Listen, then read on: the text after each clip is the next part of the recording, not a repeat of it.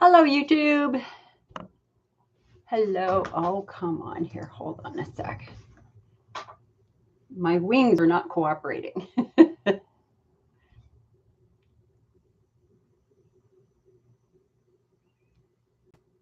So let me just get things set up here. And I need Instagram. Whoops.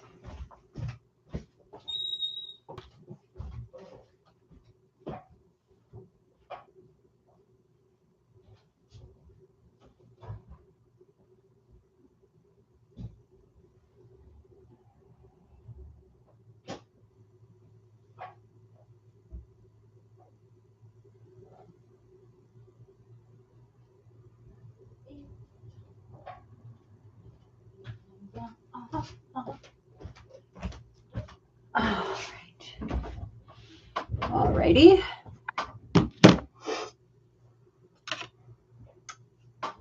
it is. Sorry, YouTube. Yeah, I know there's some of you are watching this after the fact. I started up YouTube before I had everything else all set up for our live support group meeting today. We'll see. Life is good. We're going to have a nice attitude today. But my streaming computer is being annoying right now.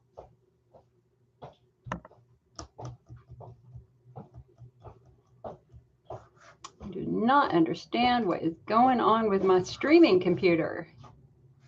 Chrome is not opening. Come on, Chrome. What the hell? Open up. Am I going to have to reboot this computer again? Hi, you guys. Hi, you guys. Listen, I'm just trying to get Facebook started, and my streaming computer is being all wonky. Okay, now you say you're open. Application not responding. Uh-huh. Oh, wait. Okay, hold on. Now it's responding.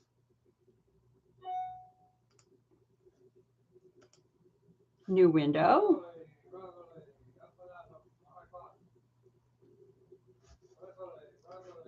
All right. Pre-leave. Hi, Barbara. Hi there, hon. How are you doing?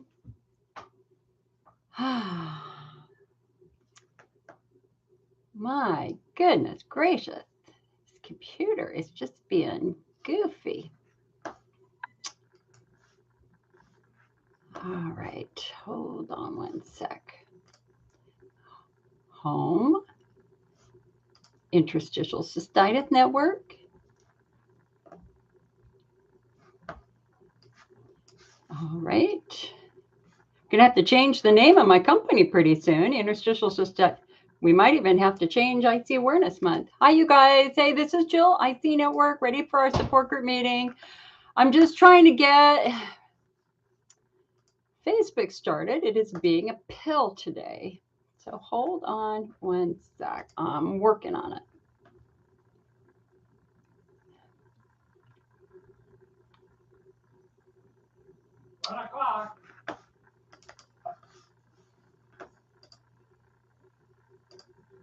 What is our live meeting about? It is a, oh, come on.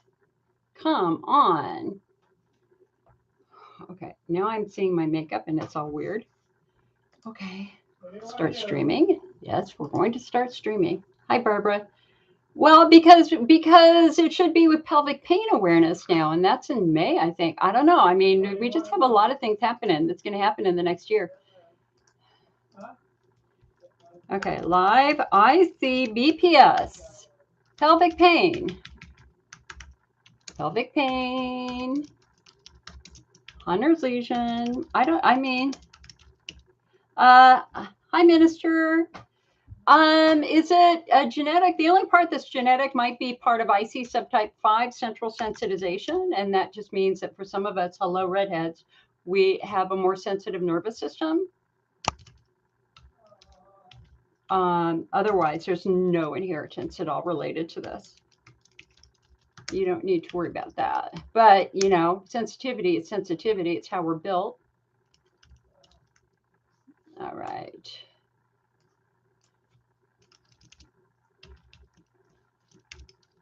Happy Halloween. All right.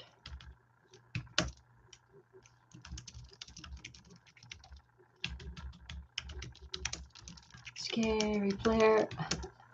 Minister, I'm usually a little bit more organized, but my streaming computer was just being a pill today. I need to get a new computer. Okay. Are we good? Are we good? Let me get this. Okay.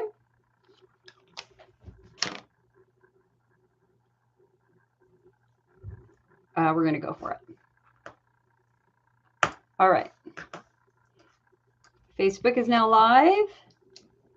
Oh, crap. Hold on. Maybe I didn't set up the sound right. Hold on. I didn't. There we go. All righty then. Okay, we've got Facebook running. We have YouTube running. And it is the day before Halloween, and I am wearing a costume today because who doesn't want to wear a costume?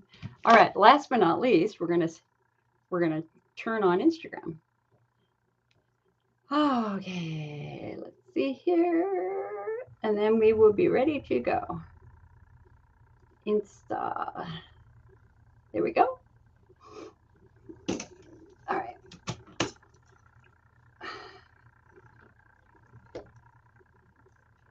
I should move Instagram. Oh, see, then you guys would see my thingy. All right, there we go. Now we're working. Guess what I just No. Why does it do that? No, I don't want to do that. Crap. No. Guess what I just found at the store? No. Guess what I just found at the store? The perfect IC and IV. My latest Guess what TikTok. I just found at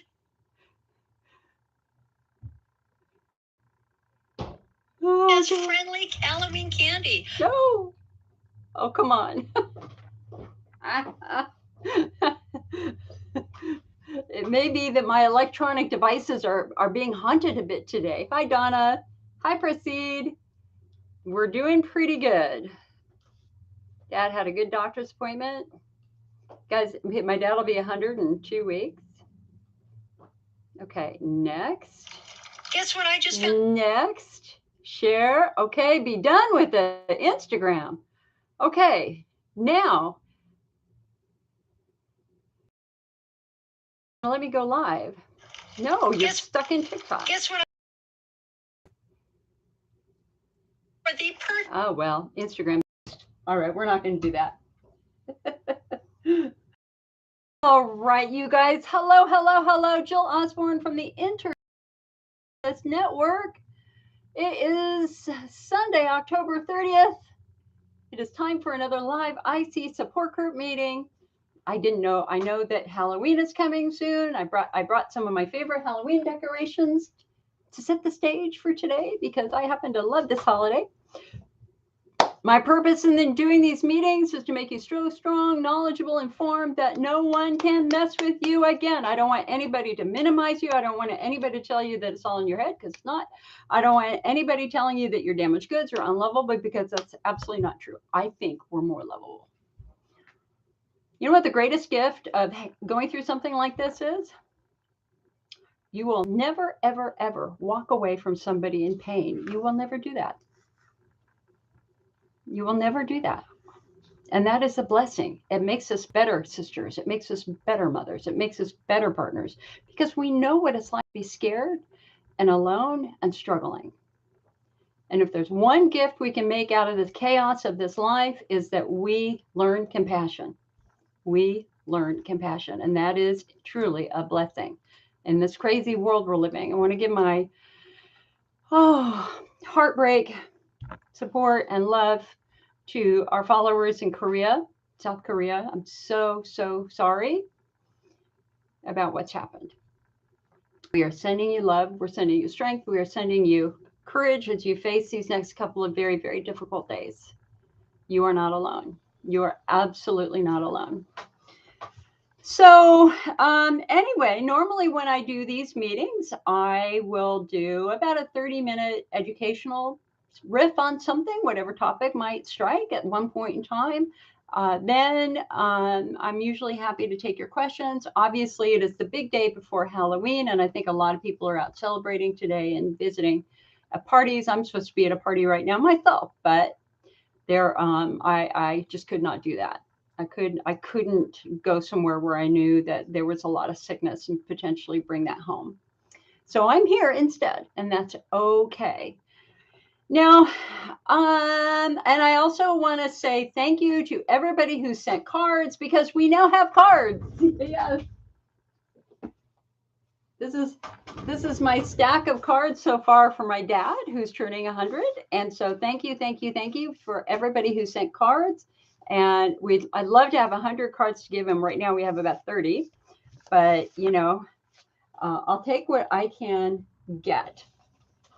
Now, here's something about Halloween that I have always found quite frustrating. Now, when I was growing up, we had fantastic Halloween. Sweet, happy, walking around the neighborhood, homes that really got into it and really made it fun for us. It was a sweet, sweet moment. Unfortunately, though, I can't eat chocolate. Can't do it. Cannot do it. Chocolate gives me IBS. Chocolate gives me terrible bowel spasms. And of course, chocolate, dark chocolate and milk chocolate, especially the milk chocolates, are more provocative. They're more stimulating to nerves. They really cause issues. Hi, Anne. And so, Anne, you can hear me, right? Is the sound okay?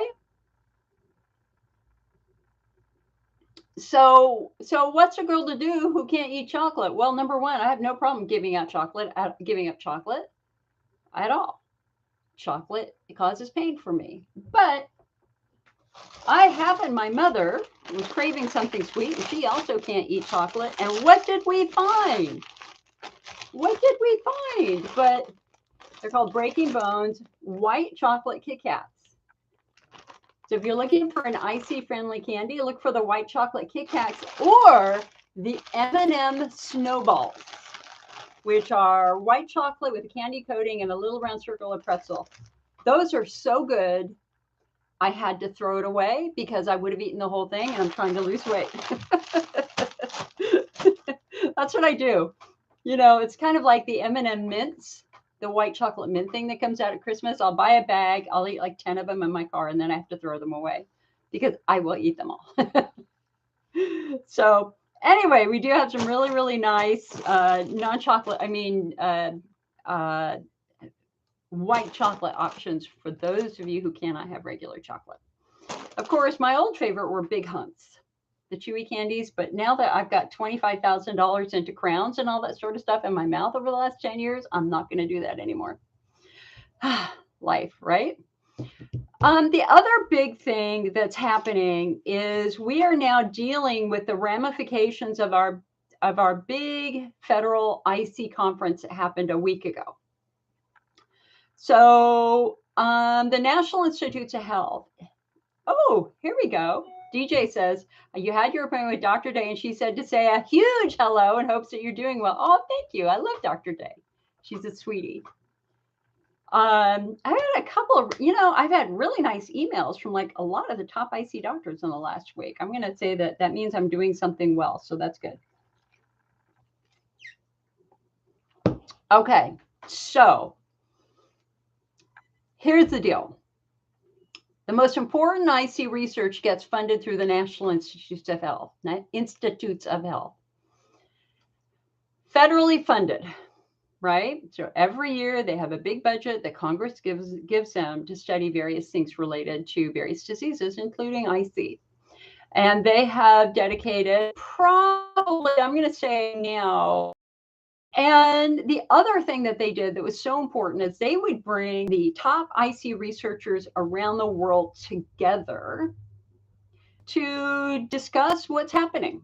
Are we doing a good job? Are we not doing a good job? Are we missing things? And within the National Institutes of Health, we have the MAP Research Network, the multidisciplinary approach to the study of pelvic pain. That's a little arm that does the IC and prostatitis and pelvic pain research. And they have probably put collectively about 200 million into IC studies. And so for anybody who has the audacity to say that IC isn't real, I mean, one of the questions you get to say is, well, then why did the US government spend about 200 million studying it? Why do we have an entire research team dedicated to studying pelvic pain? Why? Because it's real. If anybody has the audacity to say it's all in your head, then say, well, then why is my bladder bleeding? Surely a mental condition cannot cause my bladder to bleed. Surely a mental condition cannot cause Hunner's lesions in my bladder, right? But we've learned some really important lessons. And one of the draws of the National Institutes of Health MAP Research Network is that they brought lots of different experts together. Because obviously, as we know from our new guidelines, IC is not considered a bladder disease anymore. It's not. It's a pelvic pain syndrome. So we've got bowel influences, we've got bladder influences, we've got musculoskeletal influences, we've got central nervous system and nerve influences. Lots of things are happening which can trigger all these symptoms that you associate with IC. So it took a very, very humble leader to say, we spent all this money, but it didn't work. It didn't work. That virtually every new treatment that they studied failed. Yasmin, I'm going to disagree here. They're much closer to figuring it out. Much closer to figuring it out. So they were operating on the assumption that we all had this really weird bladder disease, right? They were all understanding that, or we all believed years ago that, yeah, there was some sort of disease process happening in the bladder wall that was triggering all these symptoms. And so their therapy was really focused on the bladder wall. But those treatments didn't work. And ironically, we have a brand new urinary biome study. Now, for those of you who believe that IC is a result of a recurring UTI or a fastidious infection, well, we have yet another biome study that proves that our biome is no different than a normal biome, that we do not have an incidence of pathogenic bacteria in our bladder. Unlike patients with incontinence. Patients with incontinence do have an abnormal biome. Patients with IC do not have an abnormal biome. So we have to throw all that out. So what study worked? What IC study worked in the great majority of patients who tried it? That was, again, funded by the National Institutes of Health. It was a double-blind, placebo-controlled, but it's slightly different, done at multiple centers across the United States. What is the therapy that worked? Pelvic floor physical therapy. That worked. It outperformed Elmeron, it outperformed Elavil, it outperformed Hydro, it outperformed everything. And when that study came out in 2008, I think that was the date that study came out, everybody went, uh-oh, maybe IC isn't a bladder disease for many of us. Maybe it has a muscular component to it too. Because if pelvic floor physical therapy made all your bladder symptoms go away, or at least improve them dramatically, maybe there's a muscle issue for some of them. Now, you all also know that I have been talking about subtyping. That there's tremendous diversity in the IC patient population. You cannot expect apples, oranges, and bananas to respond the same way to treatments, which is why all those studies failed. And that's exactly what they said. And now we have global consensus around the world from the top IC researchers, the top IC clinicians, that there are subtypes. Exactly what we've been saying for 5 years. And each subtype needs its own treatments. So for those of you who have Hunner's lesions, you deserve your own research and your own treatments, and thankfully you're getting that.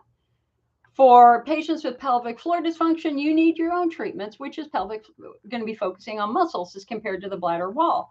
And then, of course, they also agree in the widespread pain, chronic overlapping condition subtype. So that's for those of us who have pain in other parts of our body besides our bladder. You have bowel pain, vulvar pain, TMJ, et cetera, characterized by a lot of very sensitive skin, wicked sense of smell, et cetera, et cetera. Okay, Lean, I wish I was playing with you, hon. Okay, so the purpose of the meeting was to design a study. What are we going to do now? Now that we know that we have subtypes, what are we going to do to test those subtypes? And I want you to know how caring and kind and compassionate these researchers were. They listened to everything the patient said. And I was blessed with the opportunity to close the meeting on behalf of the patients spontaneously. I had no time to prep. And this is what I said to them. I said, patients today have virtually nothing. Our only oral approved medication, Elmeron, has now been linked to eye disease.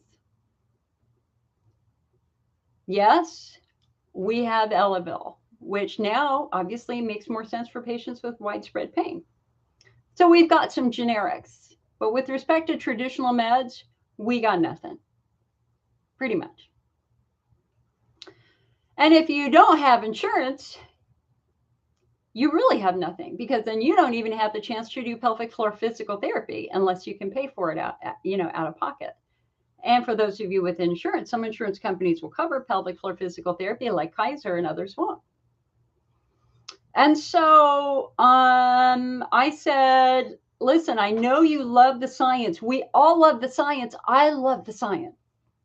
We could spend the next 20 years studying intricacies of how the bladder stretches. But that's not going to help the patient, because I've got patients right now at home who are suffering and need help. We have to do something that will help you as quickly as possible. And I pitched that they do PEA, palmitoyl ethanolamide, because we already have our first small study, which showed that 87% of IC patients reported a significant reduction in their pain. This was in 2019. This is known as Piora here in the United States, palmitoyl ethanolamide. It's over the counter, it's cheap, it's affordable. No pharmaceutical company can get their hands on it and raise the price. It's accessible to millions. Rather than studying an arcane, a traditional medicine that could cost $5,000 a month, let's do something that's very simple and over the counter and affordable, because if this works in a big, huge study, it has the potential of helping more. So we will see what they have to say. Now, Yasmin's talking about mast cell activity. So what's a mast cell? A mast cell is released, mast cells are found throughout the human body. And mast cells play a role in our immune response. When a mast cell gets triggered in some way, it releases histamine. And histamine is what makes a mosquito bite get swollen and red and itchy. So histamines are bad. And that's why we used to call, for those patients who we now know were bladder wall driven, we used to describe IC as like 100 mosquito bites at once in your bladder. And so now we can understand why doing an antihistamine would be helpful for those of you who have a bladder wall defect, like a Hunner's lesion or estrogen atrophy, because urine is getting where it's not supposed to be. It's triggering mast cells or releasing histamine. Ow, you've now got the equivalent of mosquito bites in your bladder. I think there could be a very, very small population of patients who have mast cell activation throughout their entire body that is affecting their bladder, that is making their bladder more vulnerable too. But is this a major cause? No, they have too many biopsies. They just have too much data. I'm sure that they've already ruled that out as a universal cause for a large percentage of patients. And you know how I feel about this too, is anybody who says every IC patient has this, every IC patient has infection, every IC patient has this or that, they're wrong, because there's too much diversity. IC is a grab bag diagnosis. It means you've got frequency, urgency, maybe pain and pressure, but they don't necessarily know what's causing it, and that's why they call it interstitial cystitis. But again, in Europe, they're abandoning the name interstitial cystitis. That's going to happen here in the United States sooner rather than later. The IC network is going to have to be renamed sooner rather than later. I'll probably end up calling it the IC and Pelvic Pain Network. So, why is this good? Because, okay, we're not going to waste any more money. And okay, they're now going to develop more targeted therapies for you. They are practicing precision medicine. This is a term you need to know. Precision medicine. What does that mean? It means you split people into groups and then you give them treatments for their group. That is the future of IC. That was the future. That was the theme, one of the themes of the big meeting we went to. And so I'm thrilled. I think that we have made a massive step forward. Lots of good things are happening. And we have a much better idea now, based upon using subtypes, to help direct you to the treatments that are going to work the best for you. We don't want you to waste 5, 10, 15, 20, 30 years on bladder therapies when they're not working. Now, in contrast here, Priscilla here on YouTube says, I do good with Elmeron. So I went for a bladder instill to reduce Elmeron. I felt better. So how many installations are usually needed to really feel symptom-free? Well, Elmeron is a coating. It's a very, very small molecule that kind of builds up like pudding over your bladder wall. But it is not permanent. It is going to slough off. And so I don't see this as you doing 6 or 8 treatments and suddenly all of your pain goes away for a long period of time. Instead, we have to try to understand why your bladder is compromised in the first place. Why is it compromised? Is it compromised because of estrogen atrophy? Is it compromised because of a chemical injury?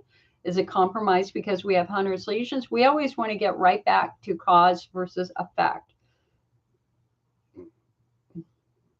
Thank you. I do like my costume. These are my wings. It lights up too, but you don't need to see the light up.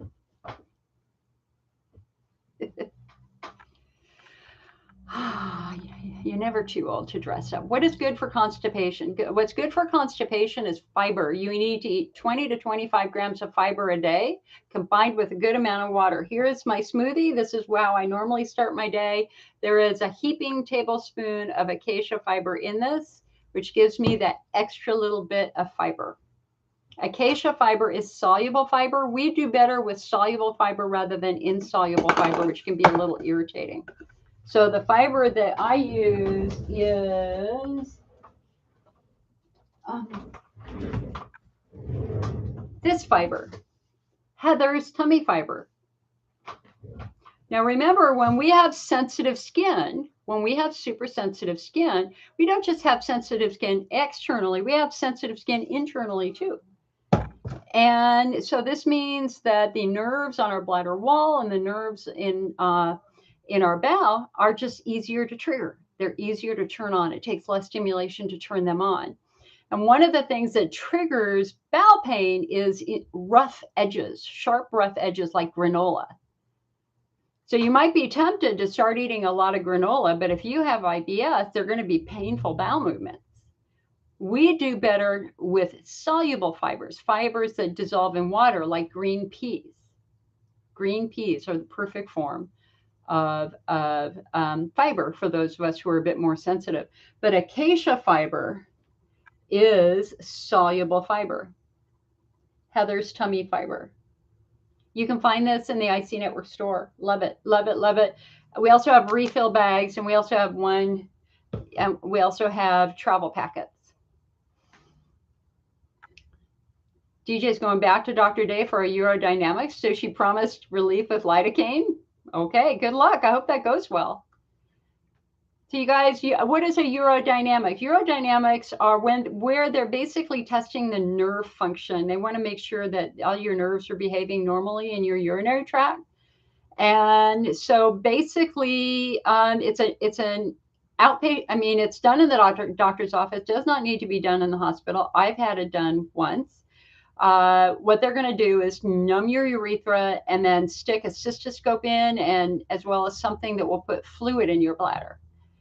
And as they're putting fluid in their bladder, they're going to say, okay, tell me when you first feel that sensation, that your bladder is getting full, or tell me when you first feel that need to pee. And they're just basically testing what we call your awake bladder capacity. It's another way of telling us if your nerves are behaving normally, because if you only have 100 cc's in your bladder, but your normal bladder capacity is 800 cc's, but for some reason you get triggered at 100 cc's, that's kind of meaningful information for them. So, I'm glad she's going to do the lidocaine afterwards, because that'll numb any of the residual irritation. For me, it was really my urethra. My bladder was not annoyed by the urodynamics at all, but my urethra obviously was a little tender for a day or two. Ashley says, I take a probiotic and fiber chews at night. It really helps. Good. What brand do you take? Yasmin says, they're no closer to figuring it out. And again, Yasmin, with subtyping, we are. Because now we know, for example, that Hunner's lesions are caused potentially by a virus for some patients. So that could be a viral infection. We now know about estrogen atrophy and what that does to the bladder wall. We know about chemocystitis. If your symptoms began after going through chemotherapy, or you're drinking a lot of diet soda, that's going to be a bit of an issue for irritating your bladder wall. We now know that tight pelvic floor muscles cause ischemia, which causes the bladder wall to break down because the bladder isn't getting good oxygenation because the muscles are restricting blood supply. And I think most importantly, we now understand the connection between the IC and the IBS and the vulvodynia and all that. That's central nervous system. And we know exactly what to do to care for that. So we got really good things happening.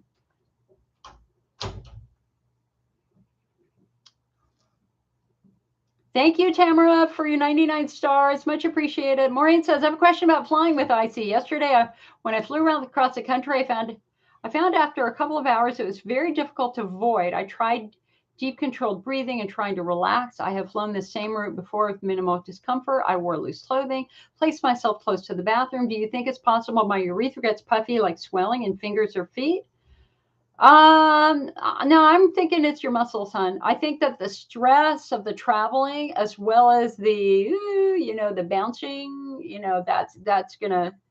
that's gonna be a big problem. So I truly believe that you were just dealing with very, very, very tight muscles. That's why whenever I fly, I always fly with Flexeril. I mean, Flexeril is a skeletal muscle relaxant. So we've got a couple of skeletal muscle relaxants. We got Baclofen, Flexeril, and Valium. Baclofen is non-sedating. That's really preferred, but Flexeril is a bit more sedating. But when I travel, I pre-medicate with Flexeril, a quarter of a pill. I pretty much take a quarter of a pill almost every night, 5 nights a week, easy, because my muscles are so weird. And so I take a quarter of a Flexeril an hour before I leave the house. And then every hour or every 90 minutes, I take another quarter and another quarter and another quarter. And by the time I've gotten to my destination, it's just a pill, maybe a pill and a half, which is certainly not overusing meds. I find getting ahead of the muscle tension to be really, really meaningful, effective.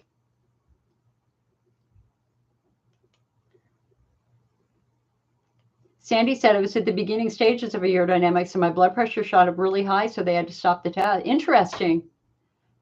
Interesting. Yeah, I don't know. I got high blood pressure now too. My blood pressure is kind of being really weird right now. It's just stress, right? Our lives are very stressful right now. So Prasid says, I'm not Hunner's. I'm more estrogen atrophy, pelvic floor dysfunction, overlapping with sensitivity. Okay, so proceed. Because you have the bladder and the bowel issues, you need to be focusing on calming your central nervous system down. I've gone over that extensively in past meetings, and we can do that again if you need to. You need to be working with a pelvic floor physical therapist to work on the muscle tension. And most importantly, you have estrogen atrophy. And a lot of women just simply don't understand that the bladder relies on estrogen to produce that nice, thick, protective coating. So when you're young and you have lots of estrogen, you have a lot of mucus in your bladder, and you can get away with eating bad things. But once you're in estrogen atrophy, your bladder can't defend itself. And that's not a disease. That's just estrogen atrophy. If your vulva's dry and your vagina's dry, so is your urethra and so is your bladder. And so most importantly, using that topical estrogen is critical to trying to improve that skin health. Think of your skin cells like raisins. They shrink. They get very shrinky, very dry, and they can't protect the tissue like they normally would. But when you start giving those skin cells estrogen, they immediately start to plump up, and then they start to produce that nice thick mucus again so your bladder can defend itself. Now, of course, you're never going to have a 20-year-old bladder again. You're just not. Even using topical estrogen, I'm 62. I accept that. And so if you're having more bladder sensitivity, it could be very, very useful to do something that will give your bladder a bit of a coating effect. That's what Elmeron used to do. I mean, Elmeron does that. We're just, much more concerned about our eyes now, but that's where the chondroitin-based supplements can be beneficial. Bladder Builder, Bladder Rest, Cystomend, Cystoprotect are the top 4 chondroitin-based supplements. Bobby, starting pelvic floor therapy in a week. Good job. Now listen, at your first appointment, I want you to be able to walk in to discuss not just the constant symptoms you're having, but the weird little random symptoms that you're having. So yes, you might be having frequency urgency, but do you have, for example, a pulling sensation or a pushing sensation? Do you have pins and needles anywhere? Do you have pain that shoots down your leg? Do you have pain that gets worse when you sit down? Does it get better when you stand up? The devil is in the details. And when you tell them your symptoms, you're giving them the roadmap to try to figure out what's wrong with you. And that's important.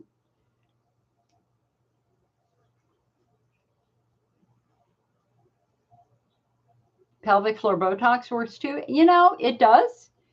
It does, but Botox comes with the risk of side effects. And so, this is all about informed consent. You need to understand the benefits versus the risks of various treatments. Botox works by silencing nerves, but it always wears off and the nerves do come back. But one of the risks of Botox, if they're doing it in your bladder wall, is it can actually turn off the nerve that helps you pee. And so guess what? You might not be able to urinate for a couple of weeks, couple of months after having Botox in your bladder. So, again, we want to make sure you're doing the easy stuff first. This is very frustrating. The other is that, a lot of times when we're traveling, we don't drink water. So as we don't drink water, our urine gets a lot more concentrated, and then that concentrated urine ends up irritating the bladder wall even more. So you pee out the concentrated urine, but now you're dealing with that false sense of fullness. You feel full even though your bladder's empty, which is the epitome of a bladder wall flare. Here, hold on a sec.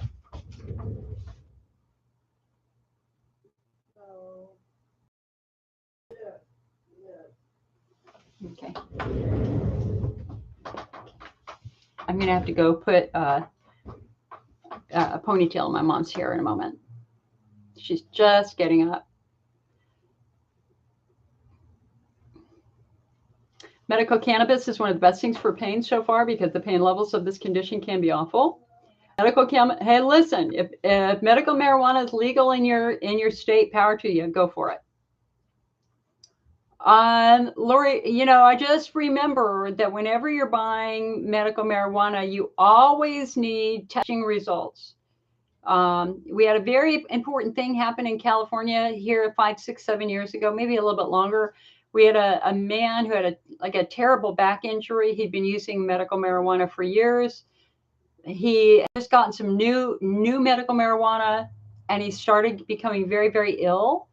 And he felt like he was being poisoned. And so he sent it off for testing, and it turned out that it was massively contaminated with pesticides.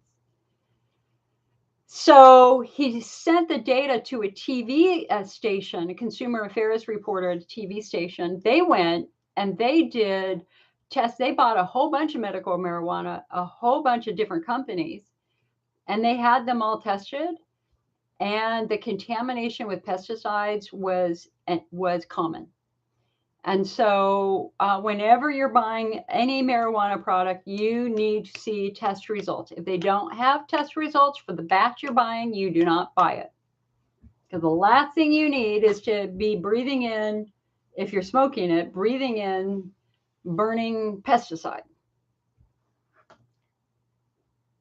Lori Lee said, I've had IC for 8 years, and this last year it is worse. I'm wondering if menopause would affect me. Yes, it would. It absolutely would. You might have been pelvic floor driven in your 30s. This could have all began with some sort of muscle injury in your 20s or 30s. You've got it modestly controlled, and then bam, perimenopause hits, estrogen levels drop. Guess what? Flares, more intense symptoms. And so, we have to pay attention to the quality and health of our skin. We do. Debbie says, how long does Peora take to work? Well, the research study said by month 3, 87% of IC patients had a significant reduction in their pain. Anne says, where's Dr. Day? I think she's in New York. She was up at Harvard, but I think she's opened up a new clinic in New York. I just don't remember off the top of my head, but you can find her in our database on our website. Yasmin says, do I have IC? Oh, girl, I've had IC symptoms since I was 14 years old. I am in remission. Remission isn't even the right word. I am healed for the most part, and I have been for some time. I had frequency urgency in 7th grade. I could not sit through class. I developed vulvodynia in high school. I developed irritable bowel in my 20s, as well as migraines and all these weird sensitivities. And I had bladder pain for the first time when I was 32. My first year with IC was devastating. Absolutely devastating, because I couldn't sleep. And it was a very, very dark time. We all know this is why we're here, to offer a shoulder and helping hand for those of you who are in the middle of dark times. And when you're the patient, especially if you've got the overlapping pain conditions, you're just like, what the hell is happening to me, right? It's so awful. And you got people looking at you weird, like, what's wrong with Jill now? You haven't fixed that yet? No, it's your no. You know exactly what I mean. I was writing an article about this actually yesterday. These little barbed comments from family members, especially distant family members. You're not better yet. I got better drinking cranberry juice. Well, believe me, if I wanted to be better, I would have been, I drank a quart of cranberry juice a day for a year. It didn't get better. I got worse, right? But here's what woke me up. I had a doctor say to me at one of several visits to the emergency room, this is your life. You will always live with severe pain. Get used to it. You are going to be a burden to your family. And that woke me up. And it was from that. I was laying in bed going, oh, I don't know what to do. And he goes, you're going to be a burden on your family. And I shot up and I went, wait. I have 3 college degrees. This is below my waist. I will prove you wrong, you son of a bitch. How dare you say that to me? I don't think I called him a son of a bitch, but I did in my head. And that was the moment I started fighting. And that was the moment I went home and I started studying and I started reading and I started learning about stuff. And, 30 years later, I have proved him wrong, because I have not lived with that severe bladder pain for at least 15 years. But I do get pelvic floor pain when I tweak my pelvic floor, because why did it start? Because I broke my freaking tailbone a couple months before my symptoms started in junior high. I was never bladder wall driven. I was pelvic floor driven the entire time. Bladder wall therapies did nothing for me. Nothing. And when I finally had a hysterectomy and they finally did a hydrodistension and they looked at my bladder, I have a baby bladder. It's beautiful. There's nothing physically wrong with my bladder. And at my post-op appointment, that's when my OBGYN said, Jill, this proves it was never your bladder wall. It's always been nerve and muscle driven for you, always. Once I started focusing on nerve and muscle, that's when I started getting better.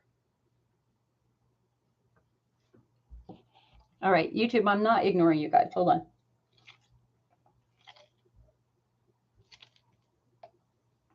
Sandy said, had a bladder hydrodistension.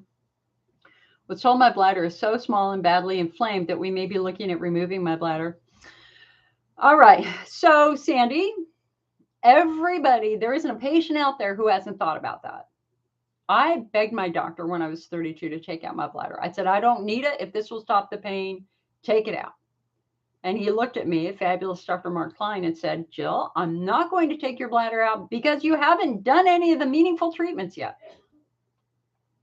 And he was right. And so the only time that we're really going to take a bladder out is if the bladder has shrunken massively. It's like the size of a walnut as compared to the size of an orange. And in moments like that, then there is it would be reasonable to consider a bladder augmentation that would maybe expand your bladder capacity, give you a little bit more space in there. The bladder shrinks when it's been injured. So if you have a lot of scar tissue in your bladder, that scar tissue starts to contract and contract. It's a sign of a very, very damaged bladder wall.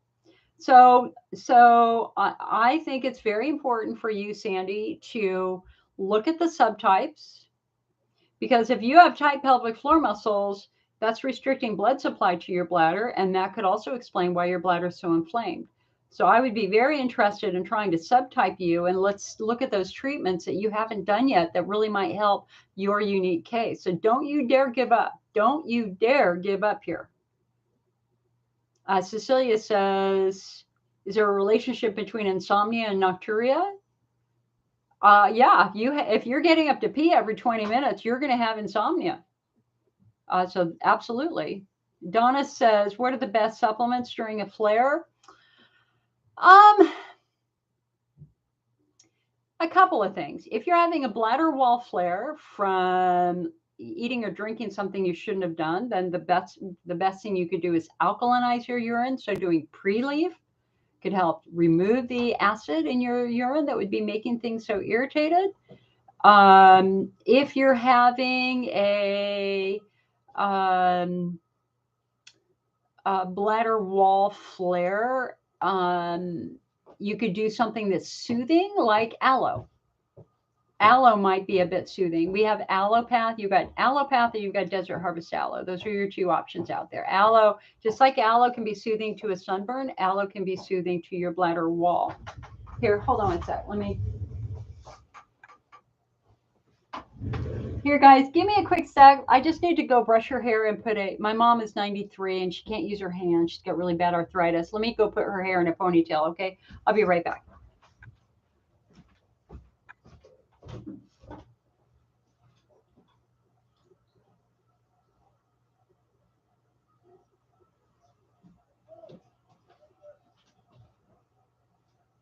How we doing, Mom?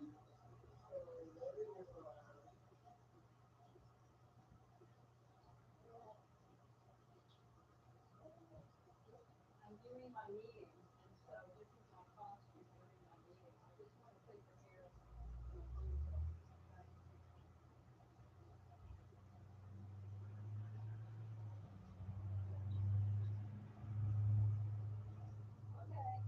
And your breakfast is on the table. Yeah. No, I'm doing my meeting. When is today? Sunday. Oh, it's Sunday. Yeah.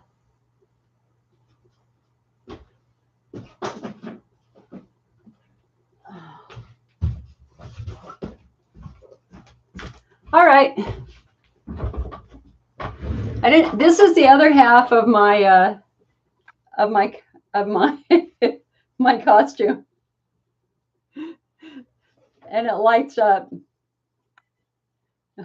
You can see this.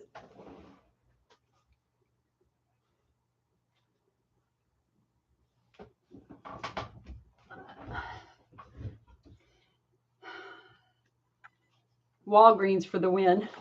I actually bought this for my niece. Minister says, anybody try aloe? Lots of people have done aloe. Cecilia said, can I recommend somebody, Kaiser, Northern California? Kaiser, Northern California now has physical therapists trained at almost every Kaiser facility. I use Pam at the Santa Rosa facility. So there are lots and lots of physical therapists now at Kaiser trained in pelvic floor work. The challenge with Kaiser is getting in consistently. They normally want you to go weekly for like 6 to 8 weeks. I mean, that's the normal protocol for pelvic floor rehabilitation work. That's almost impossible at Kaiser.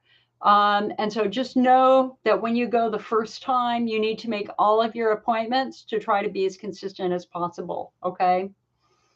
Cecilia said, once on D-Manos, the rest of your life on D-Manos, if I stop, my pelvic pain is back. So the only thing that D-Manos is doing for you, Cecilia, is it is inhibiting the ability of E. coli to attack your bladder wall. D-Manos is only effective because it binds with the bacteria E. coli. So the E. coli binds to all the mannose is floating in your urine, and then you pee the E. coli out because it's attached to the mannose. D-Manos does nothing for your bladder wall. Nothing. So it doesn't make any sense that it would soothe your bladder wall because it doesn't have that effect. D-Mannose is not used by the human body. Mannose is a sugar the human body does not use. You pee it out.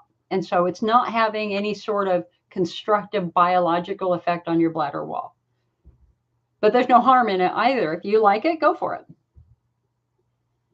Minister said, isn't D-Mannose only if you have a UTI? D-Mannose is used to help protect from E. coli infections. It's not a treatment for an active infection, but it can help prevent future E. coli infections. And there is a population of people who do get recurring E. coli infections, usually as they've gotten older and their bladder can't defend themselves as well.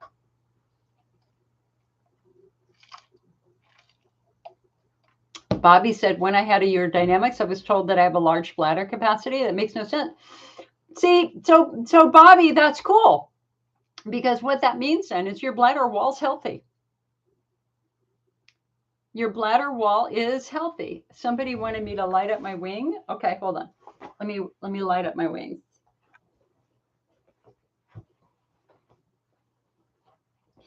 So if you have a cystoscopy and your cystoscopy comes back normal, then that's great news. Take it for what it means, because what it means then is that your bladder wall's healthy. So now we have to look for something outside of your bladder that is causing the problem, right? You let me know if this is bugging you, and if it is, I'll turn it off.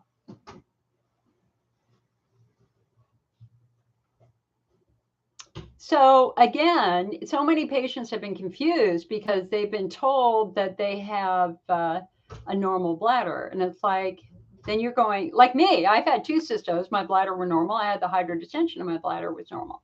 Yeah, there was no doubt that I had severe bladder pain. Why?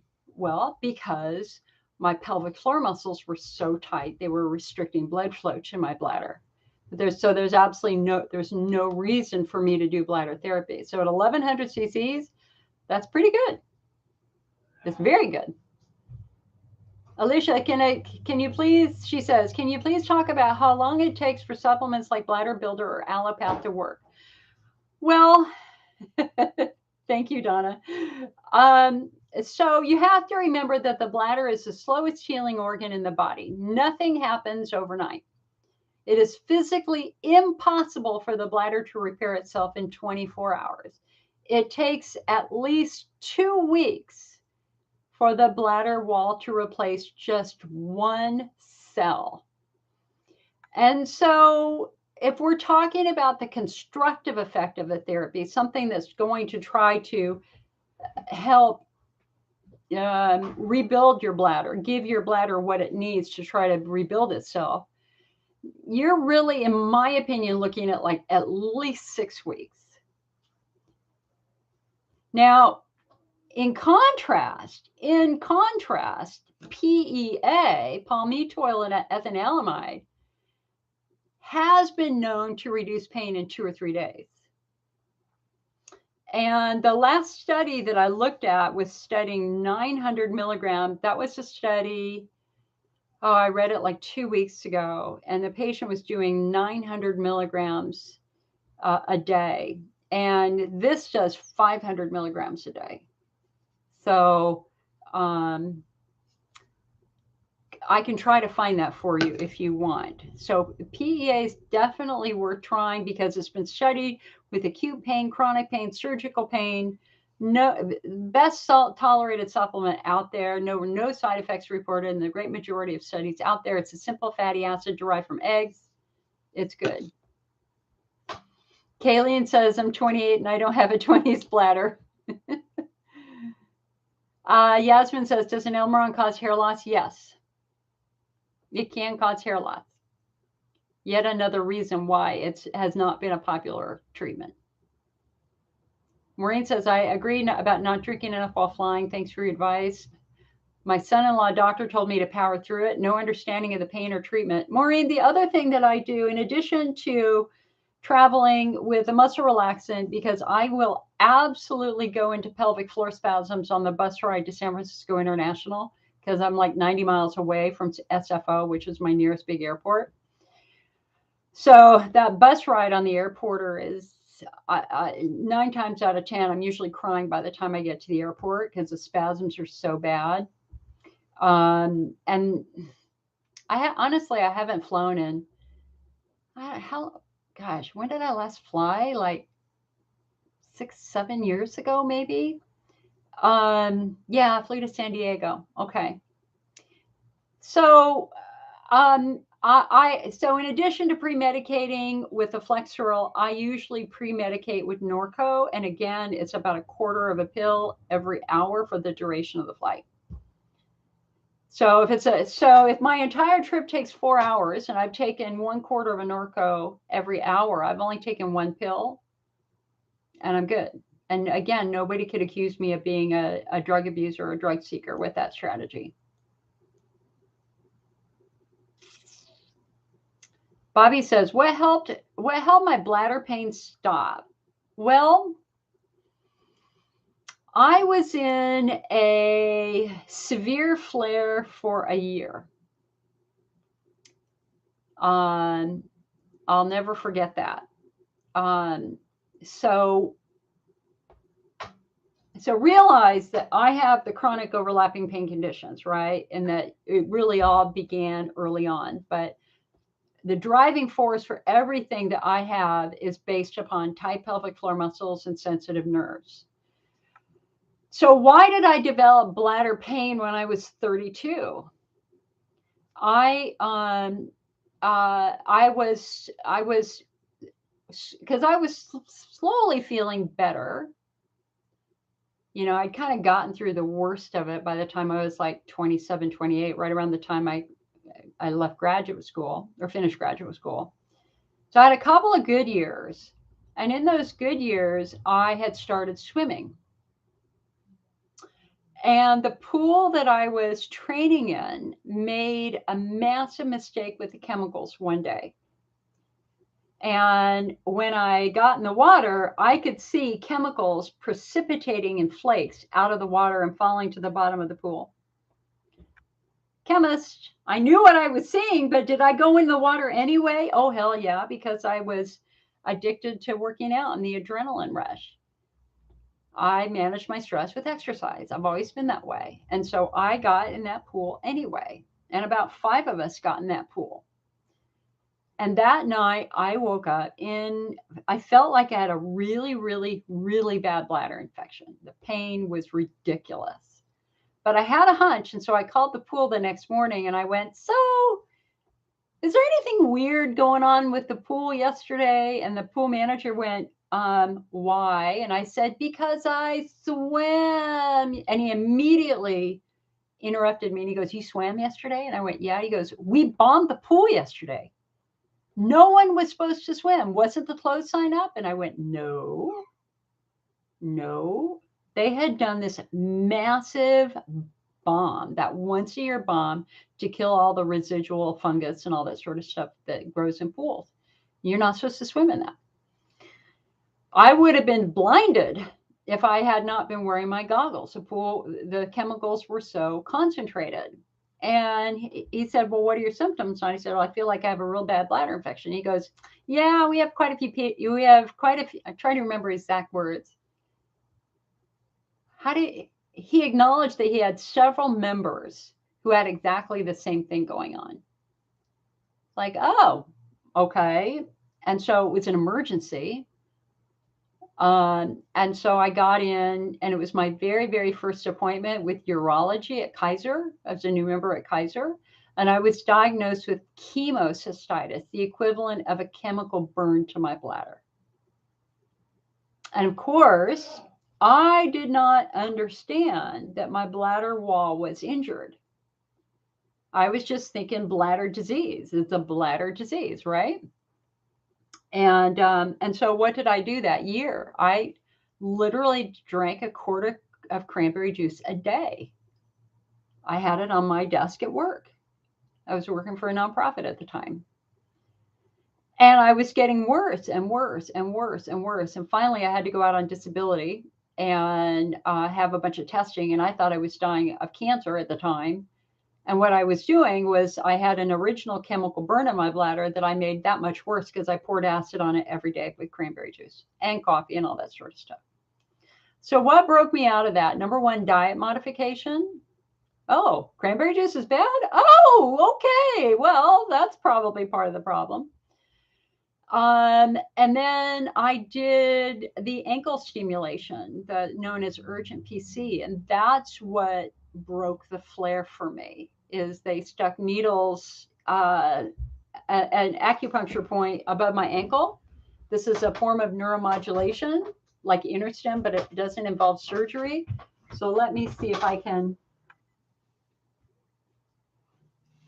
I have tattoos, so I had needles fit in my legs, and they were attached to TENS units. Oh, okay, here's one. I'm glad I'm wearing leggings today. Can you see that? Can you see that little black dot right there? So it's 3 finger widths above the ankle bone.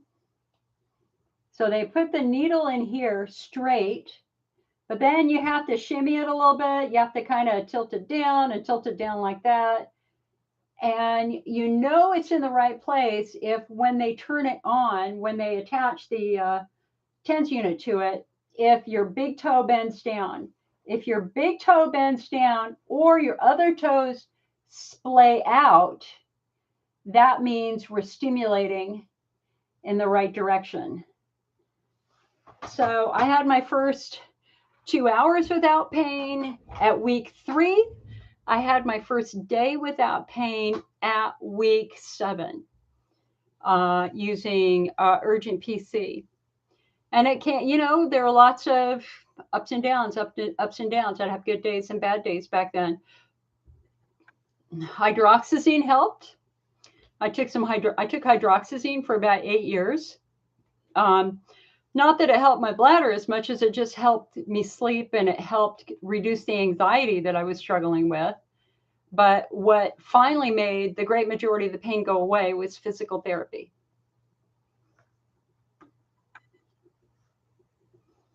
Kayleen said, so I had my Urogyne appointment on Tuesday. This nerve and bean stuff is so bad. The lidocaine tube is busted, so now the pharmacy isn't letting me refill it.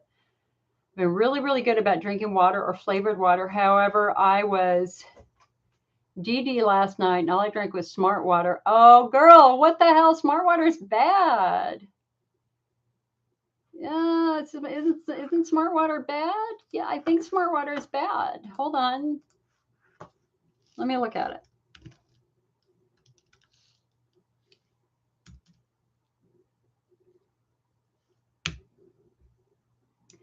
Hold on.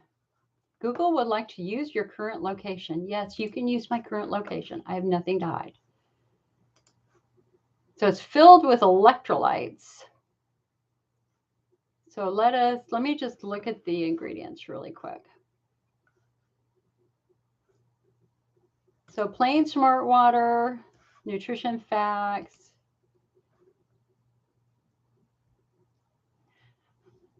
Potassium. And potassium can be irritated to a vulnerable bladder wall. That's just plain smart water. And if you get smart water alkaline, let's see what that is.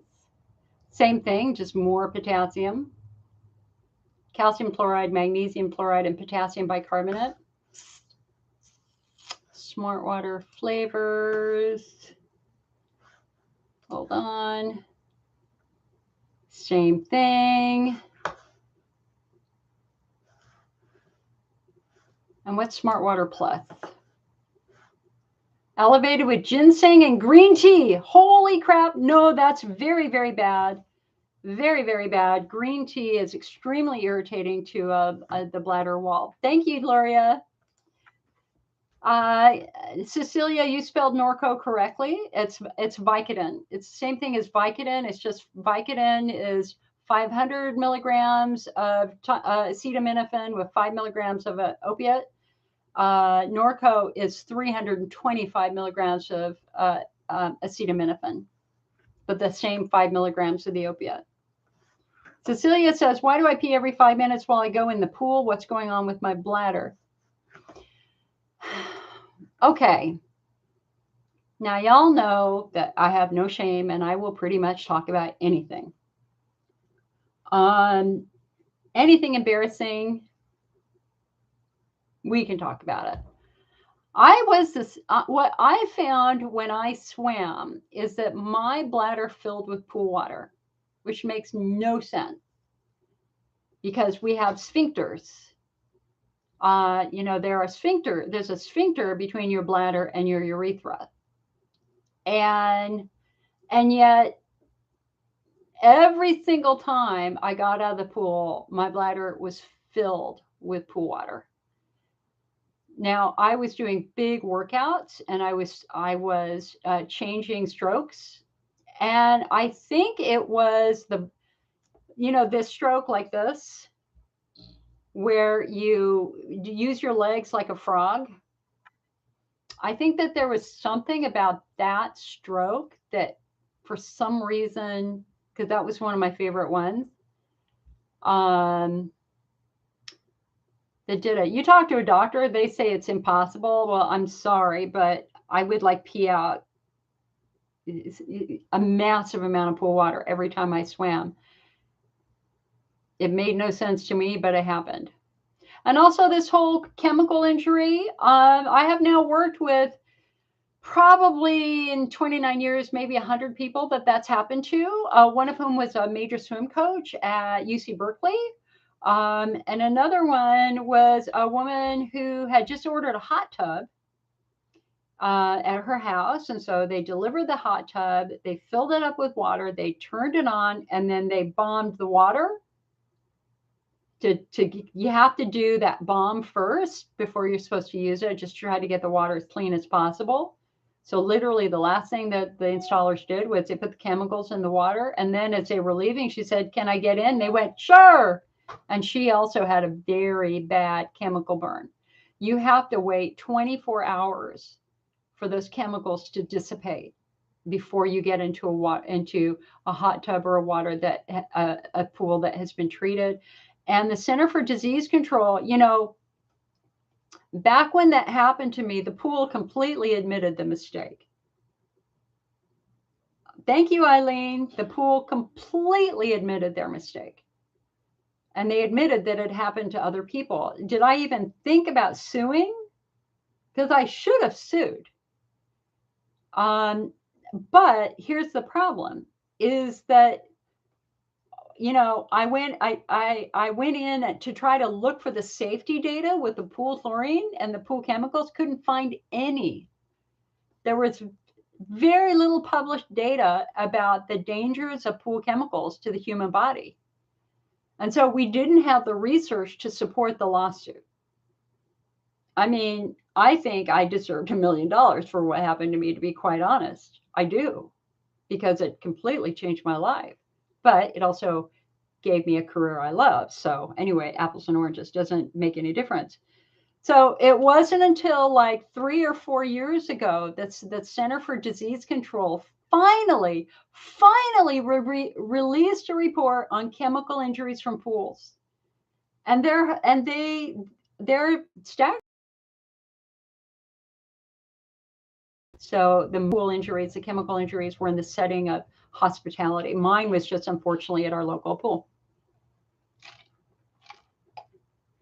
And they burned down. It burned down in the fires 5 years ago. It's the club doesn't exist anymore. The property's been sold to the school district to build the school.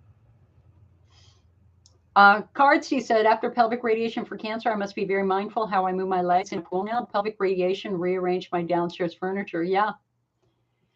Yeah, you know, that pelvic radiation that really affects the blood vessels the most. And so it doesn't surprise me that you are feeling a ripple effect from having pelvic radiation. And it's very good that you're mindful of that. And it's very good that you can now adapt and swim accordingly so that you're still exercising. I miss swimming every day.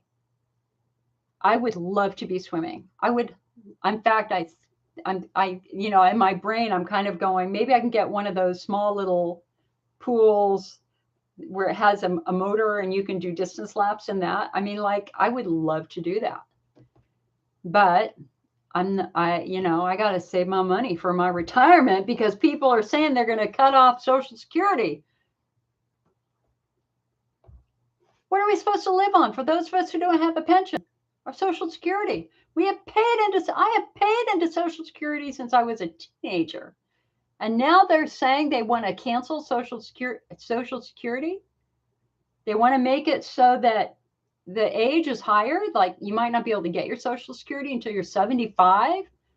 And then they're also threatening to cancel it to turn it off at 90. Well, what the hell am I supposed to live on when I'm 90 years old? Because, you know, in my family, people live a long time, as is demonstrated by my soon-to-be 100-year-old dad. You got to pay attention to this, people. This is important right now. This is the most important election of my lifetime, in my opinion. Because we have got to save our benefits. And all you got to do is listen to the Republican leaders. They say right now they want to cancel Medicare. Are you kidding me? They want to cancel Social Security. Don't let them do that. And I'm sorry for getting political, but this is important. This is important. This is not an entitlement. We paid into that system. That is an insurance program. And if they want to cancel it, then they need to pay me back all the money I paid into it so I can invest it properly. So please, please understand the consequences of voting red because they want to cancel it. Blue wants to keep it. That's all I'm going to say. Cartsy says, I'm a bit too fragile to continue swimming, but I do what I can on land. You know, I do land swimming. So I will my favorite stroke is the backstroke. Oh my God. It just feels so good to do the backstroke. So I lay on my yoga mat and I do the backstroke and it feels great. So land swimming applies.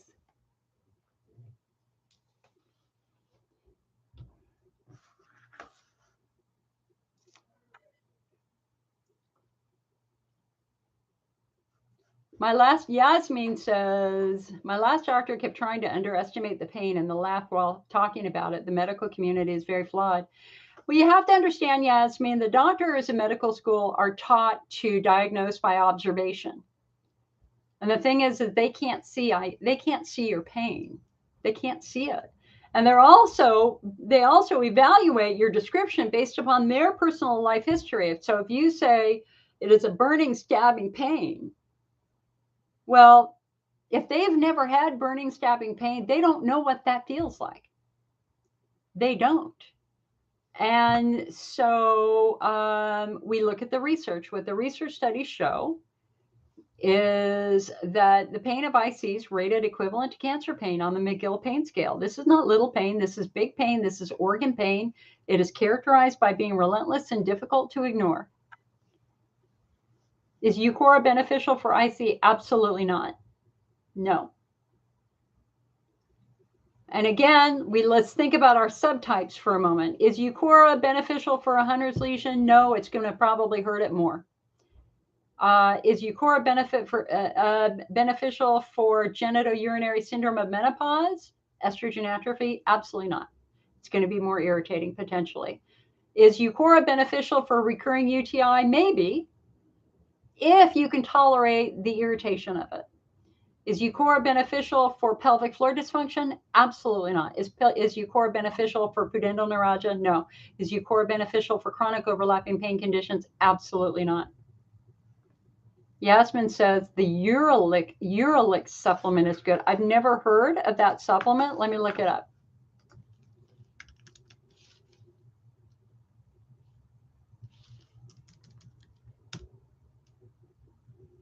Made by a company called Blue Green Health.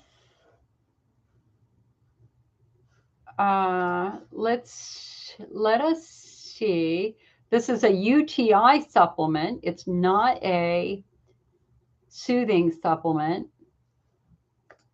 So what does it have in it? It's got D-mannose, that's fine. Pumpkin seed, that's fine. Turmeric, yeah, it's okay. Green tea extract, absolutely not. Black pepper, absolutely not. This should not be used by somebody who has a bladder wall defect. This is only appropriate for somebody struggling with recurring UTI, and it would not be my first choice. Prevent is my first choice. Prevent is D-mannose and PACs. So Yasmin, I would not be doing that. Anything with green tea, do not do. Green tea is notorious for irritating the bladder wall very, very badly. Eileen says, so funny you're speaking on that. I asked for a support person for info. Eileen says prevent over Allura. Yes. Here, let me get it. Oh, do I even have the new bottle here?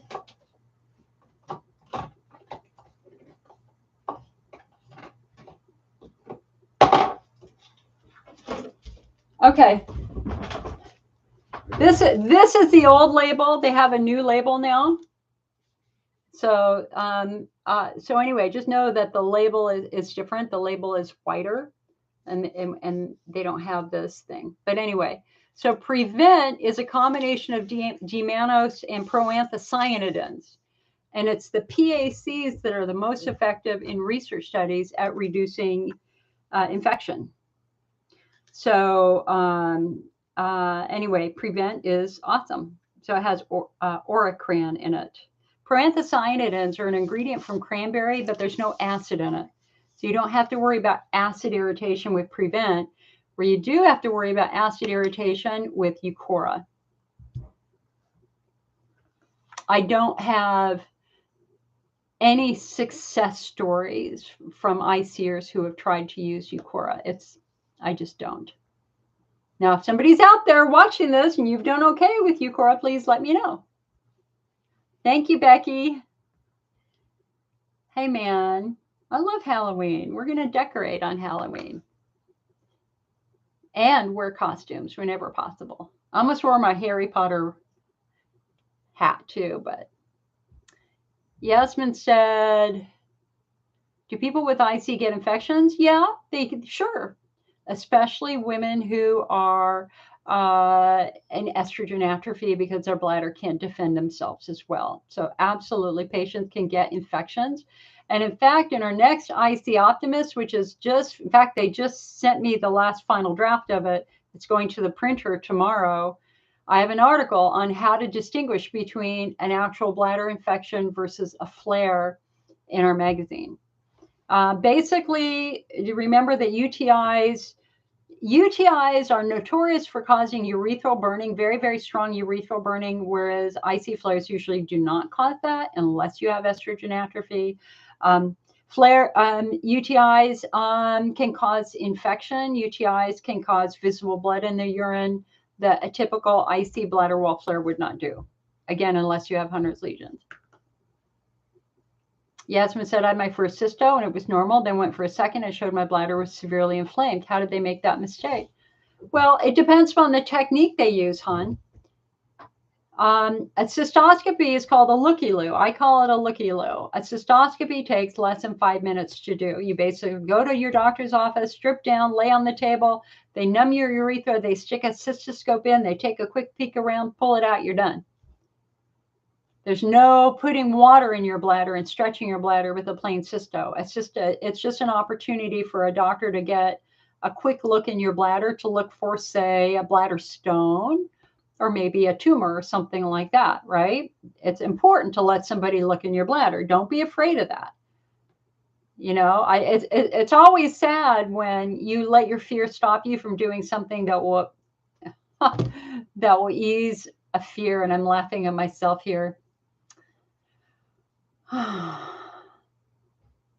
don't even need to go with that in, because I am letting that happen to me right now over something. But anyway, try not to let fear let a doctor from looking at your bladder if you've been suffering. It's important they get eyeballs on the organ. I'm referring to my blood pressure. I was diagnosed with high blood pressure 3 months ago. I was eating a massive amount of salt. My blood pressure was 150 over 100 for a week straight. Everybody freaked out. I did not know that as you get older, you become more salt sensitive. So I lost the salt. I started walking every day, and I, by myself, got my blood pressure back down into the 120s. So I have blood pressure diary for about 6 weeks, and I was 90% of the time in the 120s or low 130s. But now I get so stressed taking my blood pressure, it goes up. So my doctor said, Jill, stop it. You don't need to take your blood pressure every day. You are fine. I had a stress test. I'm fine. But all I have to do is look at the freaking blood pressure cuff, and I just, I just didn't need it. You know, I didn't need the stress of having something else to worry about. So anyway, I'm not allowed to take my blood pressure until January. I'm on medication. I'm sure it's fine. I'm walking every day. I'm not eating salt. I know I would ease my worries if I took my freaking blood pressure. I'm sure it's low, but it upsets me. And I was crying. I was on the phone with my doctor a couple of weeks ago, and I was like crying on the phone with her. I was just like, you know, I did it every day for 6 weeks. I know I'm fine. But I freak out when I think about taking my blood pressure now. And she goes, Jill, that's white coat syndrome. It's very common. And I said, but it's not just when you take it, it's when I take it. And she's like, Jill, you have very mild blood pressure. You are doing everything right. I got my blood pressure down to 110 over 70 on my own. And she's like, we have people, we only test our blood pressure once a year. You're in that category. Stop taking your blood pressure. You know, and I had to go to the ER because I was having pain. I was having chest pain, right? I woke up, I ate Chinese food. And I woke up that morning, my blood pressure was the highest it had ever been. It was like 155 over 105. And I kind of freaked out because I was also having pain here. Like I was having pain here and I was having pain here. And I'm like going, oh my God, I'm having a heart attack. This was like 6 weeks ago. Drove myself to the ER. I pay a lot of money for health insurance. I'm going to use the ER. I go in there. I bring my blood pressure diary. They do all the tests. They're like, Jill, it's your neck. Your shoulder pain is from your neck. It has nothing to do with your heart. We did all the tests. Your heart is fine. Your blood pressure is fine right now, too, as a matter of fact. And I showed him my diary. Thank you for listening to me, guys, because I need support, too. I showed him my 6 weeks worth of diary for my blood pressure. And he goes, I would love to have your blood pressure. You're fine. And he goes, just to be on the safe side, let's do a stress test. So the next morning I go in early and I have a stress test. I loved it. Because I love walking upstairs, right? Even though I shouldn't. And so the stress test was great. First of all, I realized I hadn't done any aerobic exercise in 2 years. And it proved again that my blood pressure is fine and my heart is fine. Okay, thank you for listening to me. Thank you for supporting me. I appreciate that. I will come back now to supporting you. So that's why I had that weird thing about don't let your fear stop you. Ugh. Okay, so Yasmin, getting back to your thing about the cystoscopy, I'm going to guess that when they did the second cystoscopy, they stretched your bladder with fluid and that caused the inflammation. That's my guess. I think it's a technique issue. Donna said, I had my 4th Pfizer booster shot last Thursday. My bladder feels like it's on fire. I've been drinking water and taking azo. Anybody else have that happen to them? No, I had mine. I had mine 2 weeks ago. I had a fever and my muscles hurt, but I did not have a bladder flare from my booster shot. We're all different. Anybody else have a flare from the booster? Christine said, I had a spinal fusion 6 months ago and my IC has been crazy. Tried 2 urologists who did urodynamics. They've been trying different meds. They told me it's trial and error. They gave me something for overactive bladder. Both make me constipated. I found the constipation makes me worse. No doctor has seen. Okay, so Christine, here, number one, congratulations. You just had one of the most difficult surgeries you can have, and you are well on your way to recovery. You have to understand, though, the consequences of surgery like that are twofold. Number one, because it hurts, your muscles get tight. And so I would bet you good money that you're having a flare, number one, because your pelvic floor muscles are probably have become very, very tight as a consequence of the surgery. And number two, well, anytime you have major surgery like that, you have to deal with residual nerve inflammation. And that nerve inflammation spreads. And so the nerves are around in your skin and by your spine were traumatized by the surgery. And that certainly is going to spread to other proximal nerves, including the nerves that come off of your sacrum. And so we also have to give time for those nerves to calm down. So my guess is that you're dealing with some neuroinflammation combined with some muscle tension.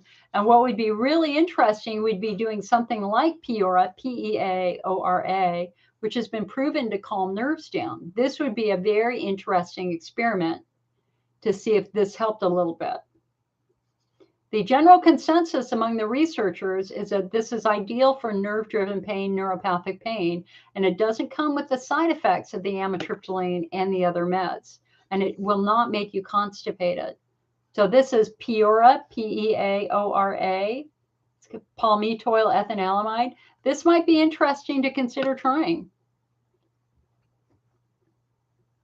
Benefiber is, I don't remember if that has psyllium husk in it. I don't know. It doesn't. It does not have psyllium husk.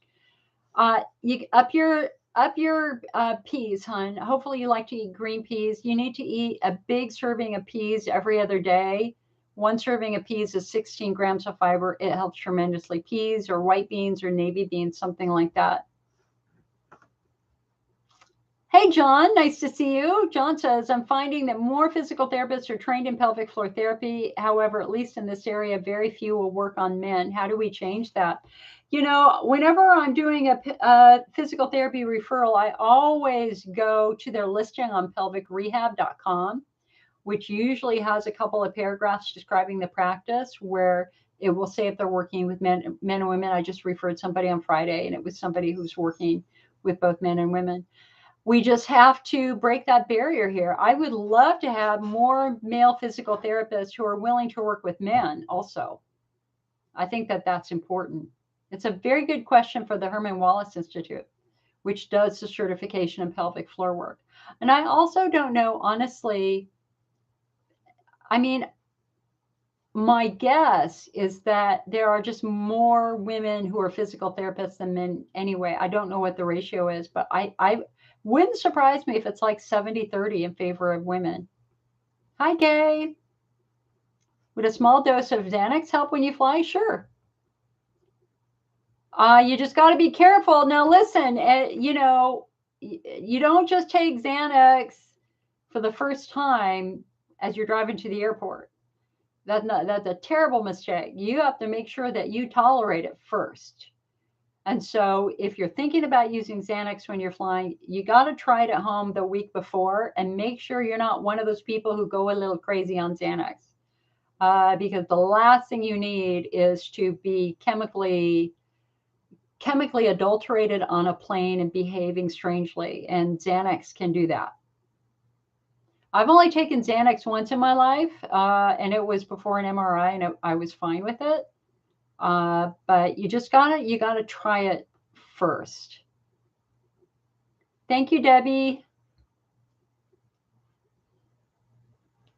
Debbie's saying it's taking so long on and off for years for me doing physical therapy, but it's not changing yet. Well, the other thing you've got to really ask your physical therapist is, are your muscles returning to tension? So during the hands-on physical therapy, remember what we do for pelvic floor tension, and this is not a correct way. I mean, this is the best way I can describe this. So normal healthy muscles are long and lean, right? But tight muscles become very tight like this, and they actually lift off the bone. And so what that physical therapist is going to do is they're going to use their hand, their finger along the length of the muscle to try to get that muscle to flatten out and relax, right? And so normally when you go into pelvic floor physical therapy, you walk out with much better muscle tone. The key question is are you returning to tension all the time? Because if no matter what she does or he does, the physical therapist, if you are always going to back into tension, then that's a separate issue. Now we have to look at what's putting tension on those muscles, and that's usually bones. And it's so interesting, the number of patients who go, oh yeah, I have a bad hip, or I've got a bad knee, or I've got a bad SI joint. Okay, well, that's why you have tight muscles. But it can even be right back down to how are you walking? Do you walk normally? Are you pigeon-toed, duck-footed? Do you have an ankle rolls in or rolls out? That can also tweak your pelvic floor and keep your muscles tight.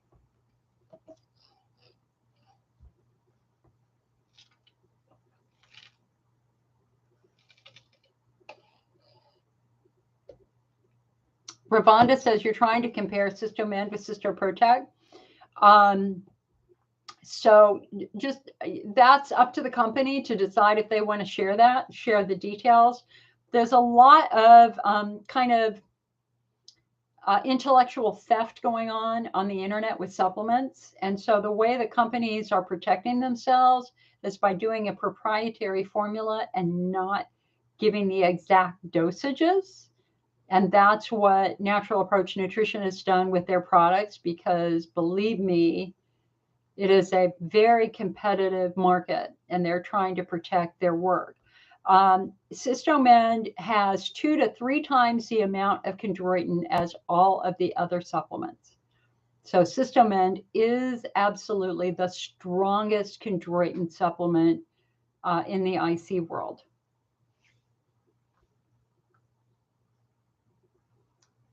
Donna also had a slight fever and no energy. Yeah, honey.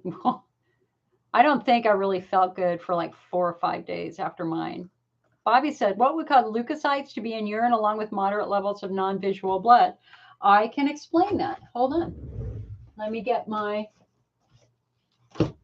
handy dandy thingy here. All right. So for those of you who are doing dipstick tests, because you want to see if you have an infection, dipsticks have 2 pads. So hold on.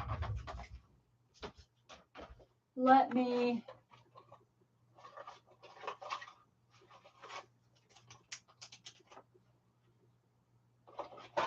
get my sample here. Oh, let me see if I can find one.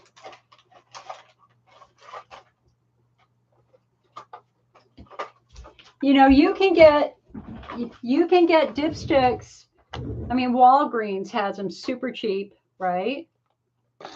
It's a urinary tract test strip. Or you can get the Azo.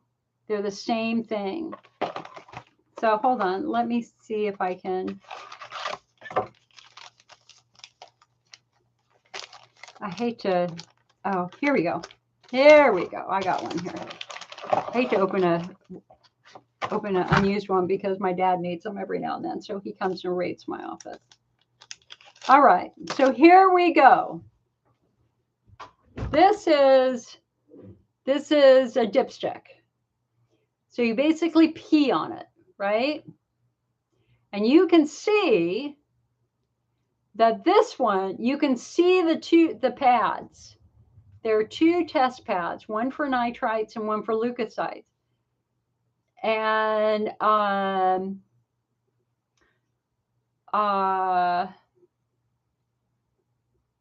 did we actually use this or did I color this? I don't remember. This has been sitting in here for some time.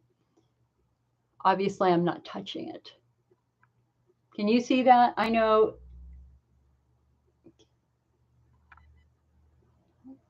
There you go. You can kind of see the two pads, right? Okay. So the top pad is for leukocytes. The bottom pad is for nitrites. And on the outside of the little bag, it has, see there you can see the two pads. And you can see how it changes, right? So it's very common to have positive leukocytes and to have negative nitrites. If you have a double positive where you absolutely have positive nitrites, you have infection because nitrites are only produced by bacteria. But if you just have leukocytes, that's probably just a flare. So why does that happen? Let us look at this for a moment. So this is a three-dimensional picture of your bladder wall. And so we have our mucosal barrier, and it's not really blue. This is just for educational purposes. And this mucosal barrier keeps whatever is in your urine away from, the more fragile urothelial cells right here. These are the largest single cells in the human body, the urothelium right here. They're known for having very tight junctions. It's very hard to get through there. And then underneath the urothelium, this is where we have nerves and we have blood vessels and mast cells and things like that. So let's just say that you have estrogen atrophy and you drank a Dr. Pepper. So because you have estrogen atrophy now, you do not have a nice thick coating. The coating is now much thinner. And so whatever's in your urine can now get exactly where it's not supposed to go. It has now reached the urothelium. Now, the urothelium is not static. The urothelium is very dynamic. It signals your immune system and it says, help, help, help, help, invader, invader. And so what happens then is your immune system sends a swarm of leukocytes or white blood cells, which are these are your body's warriors. So this area is now being inundated with white blood cells to try to kill the invader. But the real interesting question is the white blood cells are here. They're in the blood vessel. They're actually not here where you need it. So how does the white blood cell, the leukocyte, get from here to here? Well, the capillary opens. It just opens and releases them. And as it releases leukocytes into the area, it releases red blood cells to the area also, which is why many of us have had microscopic hematuria, microscopic red blood cells in our urine. So in addition to having the leukocytes, we also often have microscopic red blood cells, and that's nothing to worry about. Now, listen, if you're peeing blood clots, that's a whole nother story. If you're a smoker, it's a whole nother story, because bleeding is a sign of either infection or cancer. And so if you're a smoker and you got blood in your urine, they need to be doing a urine cytology test to make sure you haven't gotten bladder cancer. Eileen says, I rarely test positive on these dipsticks. I rarely test positive in an office dip. My urine always needs 48 hours for it to grow. Yeah, dipstick tests are certainly not foolproof. They're known for false negatives or false positives, but it is at least a tool that you can use to help differentiate between a potential UTI versus a bladder wall flare. Cecilia says, what do you do for bladder sensitivity? Well, number one, you respect it. I can't change the fact that I'm a redhead. My body is built more sensitive. My body has significantly more nerves than people who not have red hair. This is one of the ways that redheads are different. We have thicker hair. We have less hair, but it's thicker. And we have a lot more nerves than most people do, which is why it's hard to numb us for dental work and stuff like that. So I cannot physically change the fact that I am a redhead. It is my job to respect the sensitivity and not push through it. And so I have figured out what triggers me and I avoid it, like caffeine. There's no reason for me to get my nerves amped up. I do not need to take a jackhammer to my nerves with caffeine. And the one thing that has truly made the biggest difference for me with my body-wide sensitivity, again, is Piora. This is what I take every night. So for those of us who have this central sensitivity, again, chronic overlapping pain conditions, we have very sensitive skin and we have a wicked sense of smell. We've got sensitive eyes, et cetera, et cetera, et cetera, sensitive hearing. Our sensory information is different. It's easier to turn on. And so I used to struggle with falling asleep terribly because I would get a pinprick here and then I get a pinprick here and then I get a pinprick here and then I get a pinprick on my leg. And I always had a big tub of lotion in my bed with me because it was like I was just chasing dry skin sensitivity. But it was so bad that sometimes to sleep I had to take pain meds. I did that a couple of times. It was postmenopausal. It got much, much worse. And then, we learned about PEA and the research says, hey, it's really good at turning nerves on. And I can't be bought. Listen, many companies have asked me to take their products and I refuse to take them because my opinion's not going to be bought. But I was suffering so much with the skin sensitivity. I'm like, okay, I did my due diligence. I looked at the research, said it was good for neuropathic pain. What do I have to lose? And I have no more skin sensitivity. I have no more skin sensitivity. I can sleep if you have burning on the outside. Call it urine burn. If as you're peeing, it feels like your urine's so hot, it's burning your skin. Okay, it's not burning your skin. It just means you have dryness on your skin. That's why we call that urine burn. Classic symptom of estrogen atrophy. Maureen said, yes, it all started at my second Pfizer, but at the same time you had a UTI and a dental abscess at the same time. Girl, I'm so sorry. Maureen says, I've used Xanax previously while flying. I agree with your warning. Yeah. You see some of these videos of people acting out on planes. It's like, you can tell that they're medicated, either with alcohol or with medication. Debbie says she puts her fingers in and presses on spots and holds it for a few minutes. Right, that's what we do at trigger points. Ravonda said, I'm looking to possibly trying Cystomen. Is bromelain made from pineapple and it's acidic? It is not acidic at all. Does pumpkin seed extract help the bladder? Pumpkin seed in studies was found to be quite helpful for prostatitis. We think it has a similar effect with IC, but we don't have any research that it's validated that. I don't see any harm in pumpkin seed extract if you want to give it a shot. I'm not aware of any harm, but, I would Google it, pumpkin seed side effects, and see what, and educate yourself about the potential risks. Bobby says, how soon after full hysterectomy would atrophy occur? Oh, Bobby. Oh, isn't that a great question? Isn't that a great question?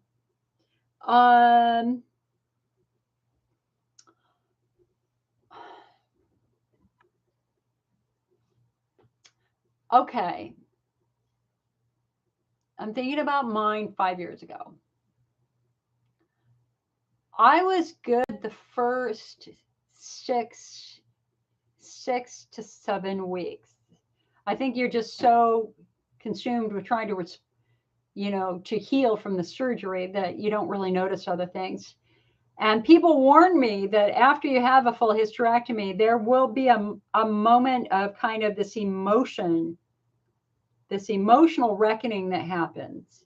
And it is freaky weird. And it happened to me at like month 3, where I just started crying. And it was like my identity had been stolen from me. And it was all the, I can never have children, and this awful, awful emotions. And I think that was the first sign of the estrogen loss affecting me. That lasted a couple of months. I hid it pretty well when I did these streams, but it was real. And then the skin, your skin it's like you age 10 years in a year with your skin. And so I all these wrinkles on my face I didn't have before my hysterectomy. They all happened after the hysterectomy.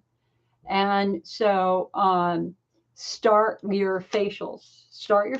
Really, you got to really work on your skin. I use Crepe Erase. I love the Crepe Erase lotion. It's fabulous.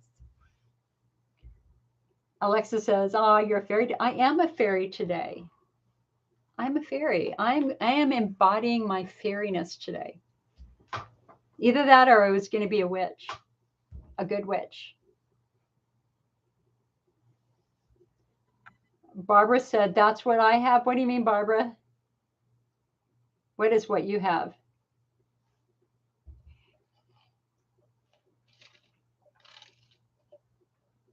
And I know you guys on YouTube, you're in slow mode. You can only post once every minute, because when the crazy guys come in on YouTube, I have to shut them down. That's the quickest way to shut them down.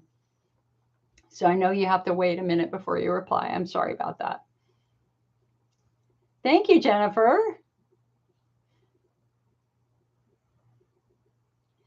Thank you. I love to decorate. It's just what makes me happy. If I'm feeling stressed about anything, I'm just going to go and just decorate in my house. I'm going to do something. And so these are some of my favorite Halloween decorations. And I absolutely love, like, this is the one I bought this year. I bought a little Superman. I really like this line of collectibles. And very cute. Anything that lights up makes me happy.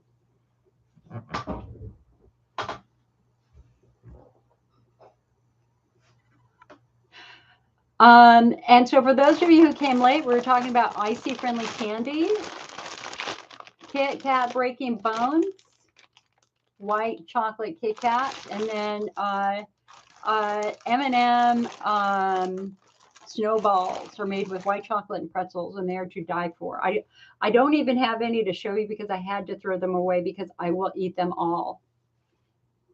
And I really am seriously trying to lose the 20 pounds that I gained during COVID. And I've lost about 12 pounds, I think, right now, maybe. Bravanda said, "Any fun plans for..." Oh, and I got to say thank you for the birthday cards. I have gotten birthday cards. This is my little pile of birthday cards for my dad. So thank you. And if anybody still wants to send a birthday card for his 100th birthday, you can email me at icnetwork@mac.com and I'll send you the address. So here's the problem. My extended family is sick. They're sick. This is their 4th terrible cold flu since September. The kids that are in school are just, they're younger kids, they're in elementary school. Half of the kids at their elementary school are out sick, and it's just going in these waves. So my little nephew's son, 104 fever. on Friday night. 104 fever. They had to go to the hospital. The hospital is filled with children with these terrible RSV and these terrible colds. And so now he's a little bit better, but now his sister has it. And now other members of the family have it, which is why I didn't go up to the birthday party that's going on right now, because I can't risk bringing that back to my folks. So I'm still not sure if we're going to be able to do anything for his birthday other than open your cards. If anybody, I will make him a breakfast and a dinner that he wants, and he wants coconut cake. But his family's all gone. He's the last survivor of his family. My mom's the last survivor of her family. And, we've already accepted the fact that we're probably going to do Thanksgiving and Christmas again alone, because we can't let anybody sick into the house, because it would literally kill my parents. One bad cold would kill them. It would. And my dad's unvaxxed. He's in that camp. And so we haven't done much for the last 3 years. So I don't know. If anybody has any ideas on what I can do for his birthday, I was actually thinking of doing a live stream, having him sit here with me, and just letting him talk. I think that, well, except that's dangerous. Thank you, Alexa. Alexa said her card is on the way. Thank you so much. The more cards, the better, because that's like literally our celebration is going to be the cards and just reading what people are saying. It's pretty hard to celebrate a 100th birthday. I need ideas. So let me know if you have any good ideas. Let me pull up. I just got by mail the final draft of our magazine. Hold on a sec. Let me open this up.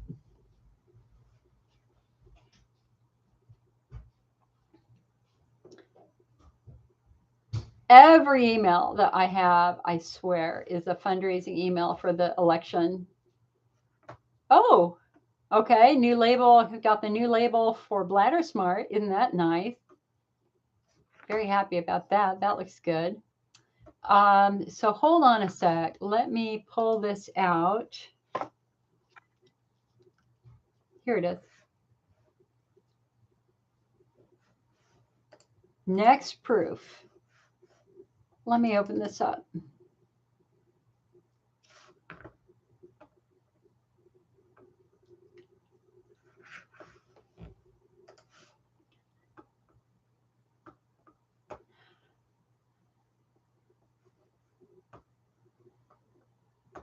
Oh, it looks good. It looks good. It looks good. It looks good. So we have an interview with Dr. Sonia Bolani. She's a pelvic pain specialist. Her website is pelvicpaindoc.com. And she talks about men and women struggling with pelvic pain. And she has a bunch of different, she's one of those people. Here's what she says. Another misconception is that pelvic pain is a woman's problem. Bolani treats both genders, which often surprises men. Male and female anatomy are similar enough that symptoms are often present in the same ways. And treatment is available for both genders to help ease pelvic pain symptoms. Another thing I really like about Dr. Bolani is she does the whole cause versus effect discussion that I do with all the people that I work with. And that is, listen, we can chase the symptoms for years, but that's pointless. We always have to focus on the underlying cause. We want to fix the underlying abnormality so that you don't have those symptoms in the first place. So cause versus effect is important, because up to this point, the IC treatment protocol was just chasing symptoms. It wasn't addressing causation so well. So that's something that she really emphasizes with her patients. So pelvic pain doc. And then I have a fantastic interview with Dr. Anina Imhoff, who is a physical therapy expert. And she's just opened up a new clinic here in California. I sent her a bunch of questions. Man, she just hit it out of the ballpark, talking about how she works with patients with pelvic pain, doing the physical therapy, addressing any concerns you might have about physical therapy, et cetera, et cetera. One of the questions that I gave her is, what do you do for somebody who are unable to have internal work. You know what? I'm just going to read her answer. Okay, so my question to her was, some patients are unable to have internal pelvic floor work because their muscles are so tight and painful. What's your approach for these patients? And she said, well, most often patients are coming to see a pelvic health specialist because they're having pain and symptoms in their pelvic area specifically. So an internal exam is recommended to get the most information to guide your treatment. But there are several reasons why an internal exam or internal manual treatment may not be done in physical therapy. One reason is vaginismus, which is defined as pain and tension of the muscles around the vagina, usually limiting vaginal penetration. Or an internal exam might be delayed until another time if a patient has an active yeast infection or UTI. And sometimes patients who are menstruating would rather put off the exam for another time. Many patients understandably have fear about internal exams because they've had pain with exams in the past. And maybe they don't feel comfortable or safe due to having their boundaries violated in the past during abuse or a situation like that. So it's always a patient's right to not have an internal exam, to wait until another time, or to stop it if they change their mind. When a patient decides not to have an internal exam, I can typically gather some valuable information by assessing tissues externally and in the surrounding areas like the abdomen, thighs, glutes, and back. I rely heavily on all other tests and information gathered during the interview to make a working hypothesis about their pelvic floor muscle function, et cetera, et cetera. This is just fantastic interview with her. Maybe the best interview I've done with a pelvic floor specialist. So again, this is in our fall IC Optimist, which is will be at the printer tomorrow. We'll have it up on our website probably by Friday, I hope. We have a question on we have an article that I wrote on, actually, no, Stacy wrote this and I edited it, on how to differentiate between a UTI or a flare. We have a big article on hyperbaric oxygen therapy because hyperbaric oxygen has been found to be remarkably successful for patients with Hunner's lesions. It's slowly gaining ground here in the United States as a treatment. The research is looking quite good. Hyperbaric oxygen therapy is the same as the therapy that they use for scuba divers who come up too soon and they get the bends. You basically go into an oxygen chamber and it forces oxygen into your bloodstream, high levels that will help tissue healing and tissue repair. What else do I have going on here? A lot of, as I said at the beginning part of this meeting, there have been a very loud group of people who believe that everybody has infection when they have IC, but we have yet another major biome study, a Urobiome study, that found that IC patients have the same flora as normal patients without any bladder symptoms. The patients who have unusual bacterial growth and clear dysfunction in their biome are actually patients with urgency urinary incontinence, stress urinary incontinence, and UTI. But the IC patient had normal biome. And so that really throws out yet again any theory that IC is caused by residual infection. They're just not finding that. We have a really good article on how to ride a bike safely when you have pelvic floor issues. That goes through all the issues, articles on water, and then I wrote something new on an IC-friendly approach to the holidays and things that you can do to help yourself, where I do our more in-depth work. And it goes to our members, and you're not going to find the articles in some of the articles are written only for the magazine, not for our website, and they're not going to appear on our website for maybe 6 to 9 months because we have to raise money somehow, and we do that with our memberships. So Debbie says she has burning inside. So if it's vaginal burning, or urethral burning, we're going to look for estrogen atrophy. Ravonda says, could you set up a FaceTime with the rest of the family so everyone? Yes, we will try to do that for sure. that would work. That could definitely work. It's just, you know, hard to make plans. If people were healthy, it'd be another story. I'd have everybody here. I'd have 20 people here, but I just can't, I can't risk it. We can't risk it. My dad is a cougher. If anything gets in his lungs, he will cough for 6 months afterwards, not including COVID. So that's a good idea. Thank you. He also loves watching Tales of Hoffman opera, so we'll probably watch that. And probably a World War II movie, since he's a World War II vet. He likes to watch that stuff.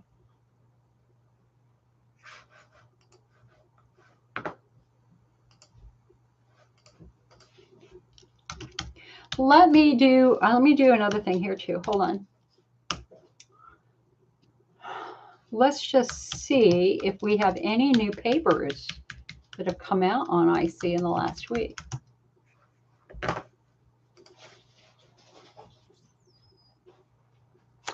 How many? Okay, so here's a question. How many, what do you think the percentage is of IC patients who have tight muscles?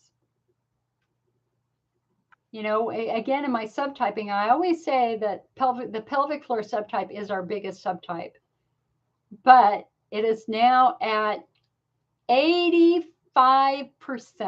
85% of patients diagnosed with IC have hypertonic pelvic floor muscles. So then we're in the chicken versus the egg dilemma. You know, for some of you, all of your symptoms began because of a muscle injury like me, right? But for others, your muscles got tight because you've had pain for a long period of time, and that's the guarding reflex. So with so many patients having very, very, very tight muscles, pelvic floor physical therapy is becoming more and more and more important. Okay, again, it's the only study that worked in the great majority of patients who did it, pelvic floor physical therapy. Heather says, I take 3 estradiol. Oh, I got to put my glasses back on.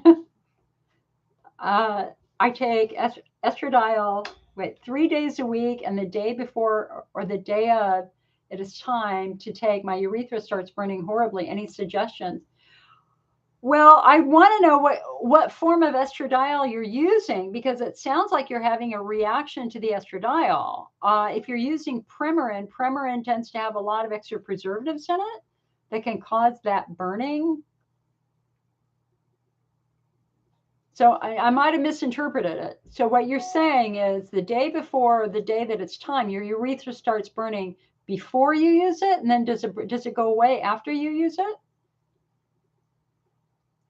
If I don't use my estrogen for a good 10 days or so, I also get burning, but not as consistently as you do. Bobby says, I'm embarrassed to ask this one, but is feeling like you're sitting on something, maybe my urethra is swelled. Is this pelvic floor? Yes. If you're feeling like there's something stuck up inside of you, that is a pelvic floor tension symptom. So you can feel like there's urine stuck in you when there's not. But what I feel it the most, it's so interesting is, you know, sometimes you have a bowel movement and you think you're done, but you still feel something. And you know, again, I'm so sensitive that I can check. I've got gloves and KY in my bathroom, and so I check. And there's nothing there. Even though it feels like there's something there, there's nothing there. But what you can feel are really tight levator muscles right around the rectum. Another thing that I don't know if I can demonstrate this for you. And I don't know if I'm wearing the right thing. So here's your butt cheek, right? So if you're feeling like you have rectal pain, this is what I would encourage you to do, is slide your hands down here and just feel the muscles right there. I'm not telling you to go touch your rectum. Nobody's saying go touch your rectum. Instead, what I want you to do is I want you to touch the muscles around the rectum and see if they're tight and see if they're tender to touch. And if they are, you can actually use your hands and just gently massage in that area, especially around your sit bone. That was kind of a new thing for me. I mean, I think back about all the rectal pain that I had with my IBS in my 20s, and I am convinced that at least half of that really was just pelvic floor spasms. Your body remembers that. Hi, Boria. Happy Halloween to you, too. Melissa says, happy 100th to your dad. Would love for him to appear with you on your live stream. So sorry that because of COVID, you can't celebrate with your family. Oh, I'm telling you, our lives are so, we've all been through it. We've all lived very different lives in the last 3 years. Heather says it's not Premarin. So Heather, it's worth asking what the base is because you could be reacting to the base. That's why I like the Women's International Pharmacy. It's a mail order pharmacy that specializes in hormones for people who are sensitive because they have a number of different bases. So you can start with their non-preservative base, and then they can use a different oil. There's all sorts of things they can do for patients who are super sensitive. Cardsty says, terrific hands-on advice, Jill.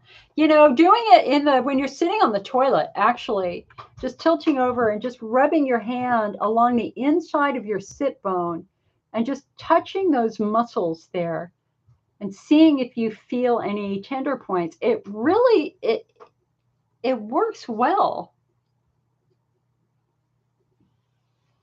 Cardsy said, estrogen atrophy is so tough when dealing with estrogen driven by gynecological cancer. The loss of estrogen by cancer therapy also impacts the brain. But hey, I know.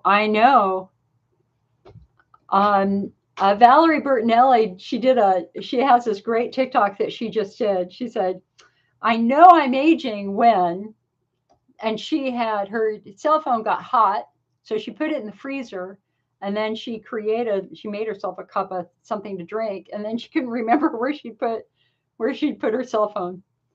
Well, welcome to life. I've done this several times. When I was taking a shower this morning, washing my hair, I washed my hair, and I think I washed it twice. But then I went, did I wash it a second time? I had forgotten, and so I think I actually washed my hair 3 times this morning. That's been consistent my whole life. You forget how much, I mean, it's just goofiness, right? Goofiness. Eileen said, there are oils you can use if you're a cancer patient that you use outside around the vulva that will help with estrogen atrophy. Absolutely, there are. And you got to be the squeaky wheel here, you know? If something's not working for you, tell them it's not working for you and you want to try something else.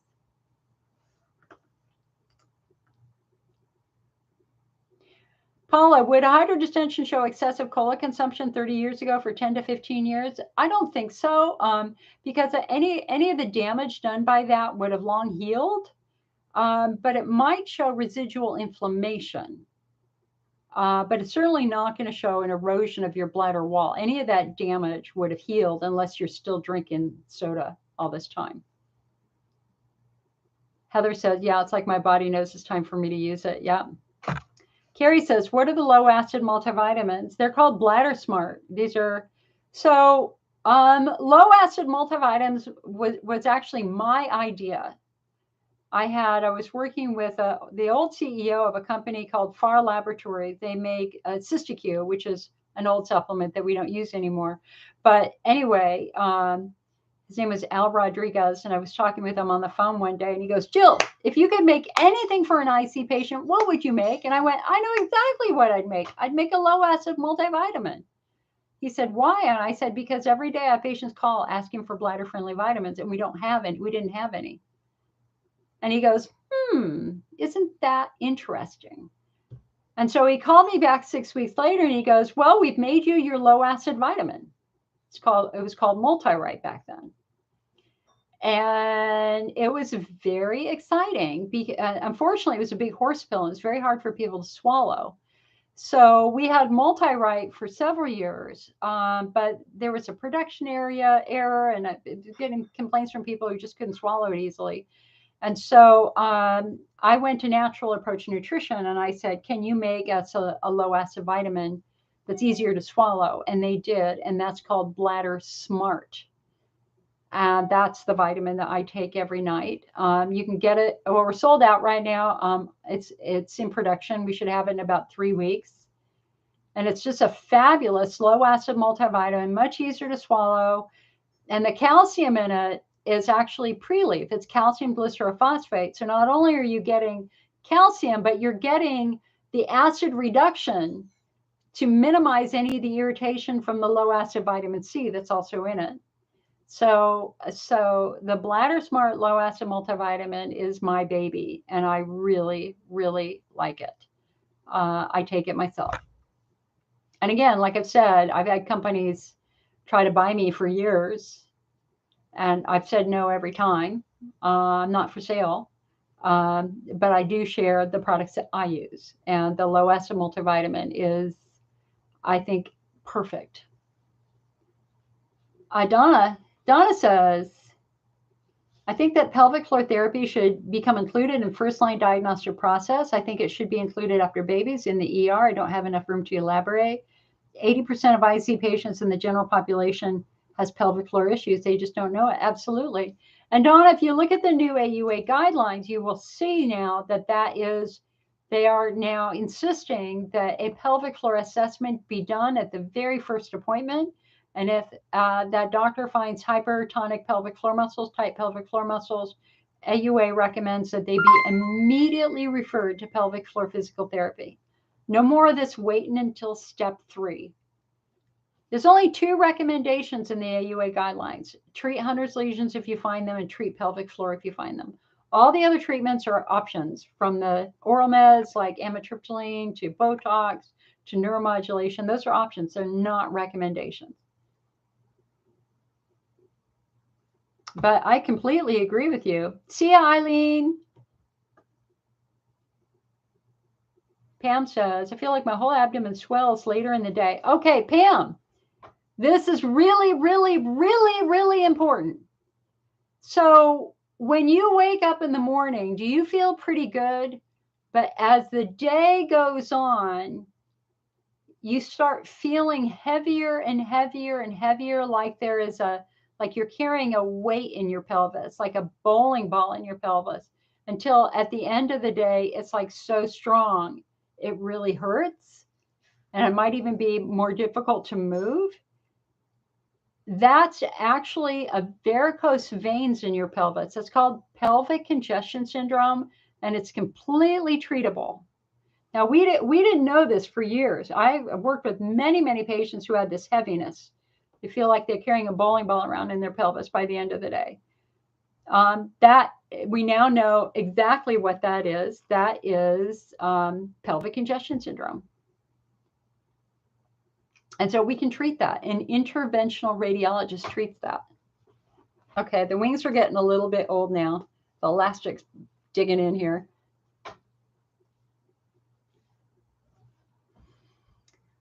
Jennifer, thank you so much for the 200 stars. Sherry says, I started pelvic floor physical therapy last week and found the pain and tightness is mostly on my right side. Sherry, are you left-handed? Usually that's what we see. The pelvic floor tension is on the opposite side of where you're handed, unless we have a history of injury. But I'm really proud of you that you're doing physical therapy. That's fantastic.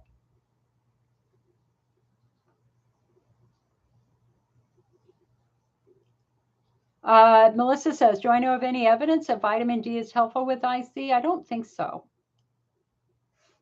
I don't think so. Let me look here.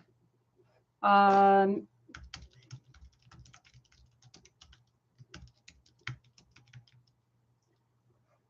me refresh my memory here.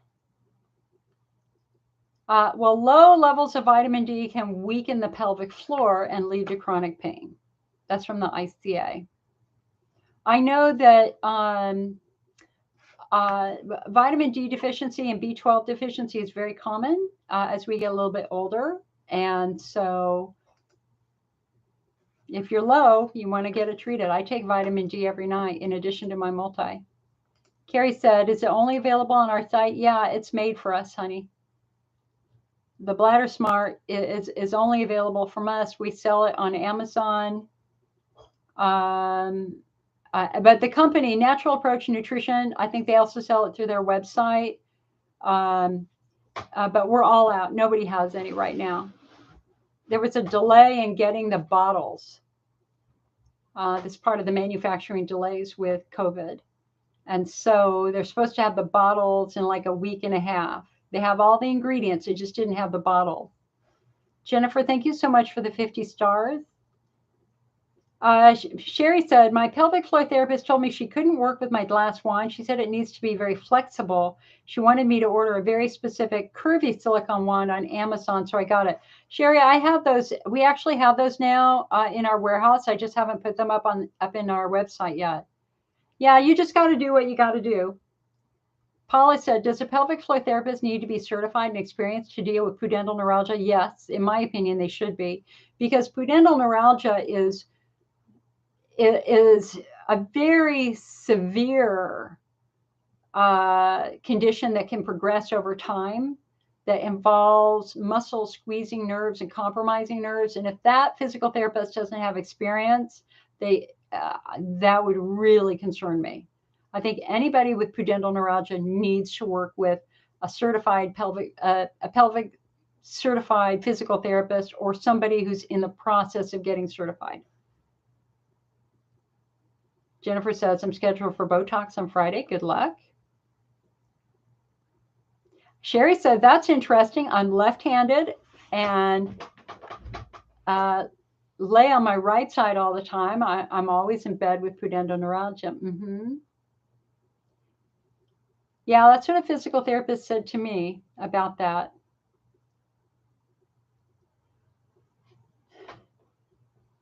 I smell something burning. Hold on, I'll be right back.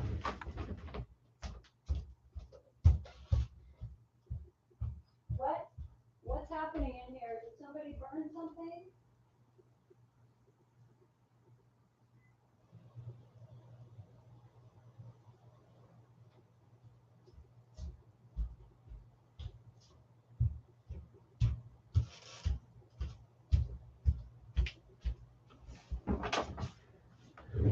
You cannot let my mother near a toaster. She burns everything in the toaster, everything, which is why I toast everything for her at a time. But she toasted more.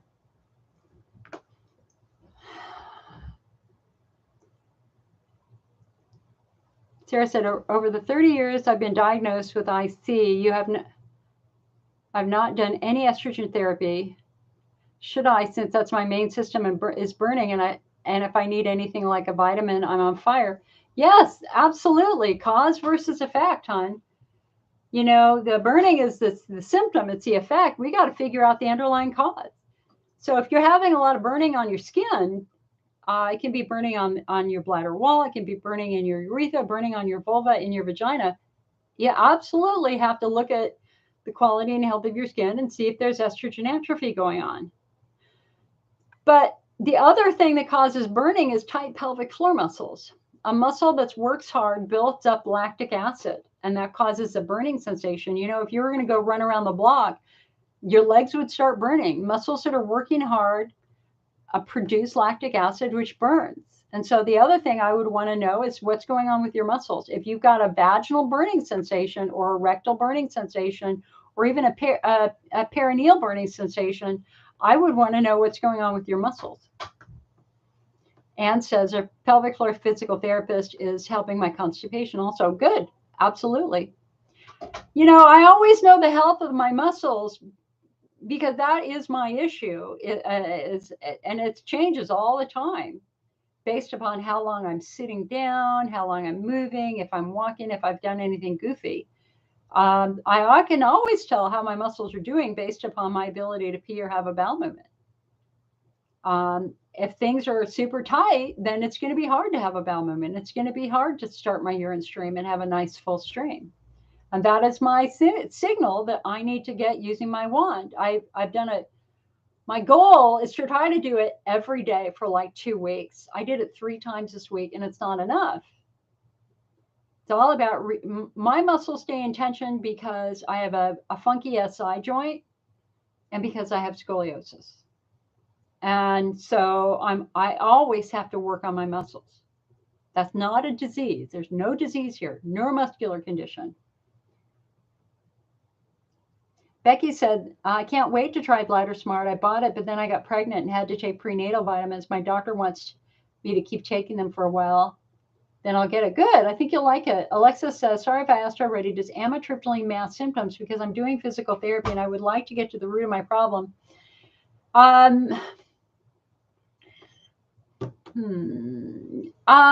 Yes, potentially amitriptyline can mask the symptoms. Amitriptyline acts by calming nerves down. It doesn't fix anything, but it can help kind of reduce systemic nerve-driven pain, like from the pain of chronic overlapping pain conditions. Of course, our challenge here with amitriptyline is that the higher the dose, the more effective it is. And so the recommended dose for amitriptyline for the typical pelvic pain patient is 75 milligrams. But 75 milligrams is associated with a really bad side effects, and it's a rare patient who can tolerate that. So the problem with amitriptyline is it can give you an irregular heart rate. It can change the conductivity of your heart muscle, which is what it did to me, which I still struggle with today, all because I took amitriptyline for 3 months 25 years ago. It can make you crave sugars. We call it the L-level 20, where you gain weight. It's a dry mouth, dry skin, dry eyes, etc. It's just a very, very difficult medication. It's not one. I was only taking 10 milligrams, and it messed up my heart for the rest of my life. It happened yesterday. As a matter of fact. I throw PVCs like mad. It makes me crazy sometimes, and that all happened with the amitriptyline Elavil for me. So I woke up and my heart was racing, and I was taking my pulse. And normally you have a double heartbeat, beep, beep, beep, beep, right? You know, it's beep, beep, beep, beep. That's your heart rate. Well, amitriptyline activated a third node in my heart. And so occasionally I go into beep, beep, beep, beep, beep, beep, beep, beep, beep. And it's creepy, and I don't like it. And sometimes 2 beat at the same time, and then I get a PVC. And so I have to take low pressure when that happens, which I did yesterday. I hate it when that happens. Ugh. Alexa said, you're on 25 milligrams. I feel pretty okay on it, but I'm thinking of pulling it.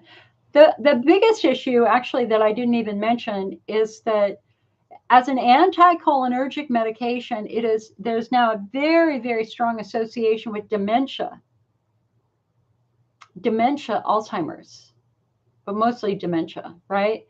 And so if you take anticholinergics every day for 3 years, and there's a quantity there that they look for, a threshold that they look for, that 3-year mark increases the risk factor of dementia significantly, like 50% in patients who use a lot.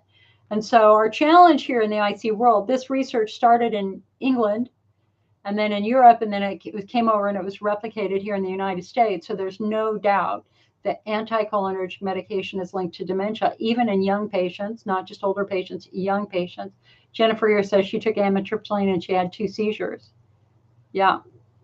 There was this perception that this risk factor was for the elderly, but then they did a study with patients in their 20s who were taking amitriptyline, and they also had cognitive decline. So when we think about the meds that are typically suggested, we've got the Elavil anticholinergic, we got the hydroxyzine anticholinergic, we got the ditropan anticholinergic.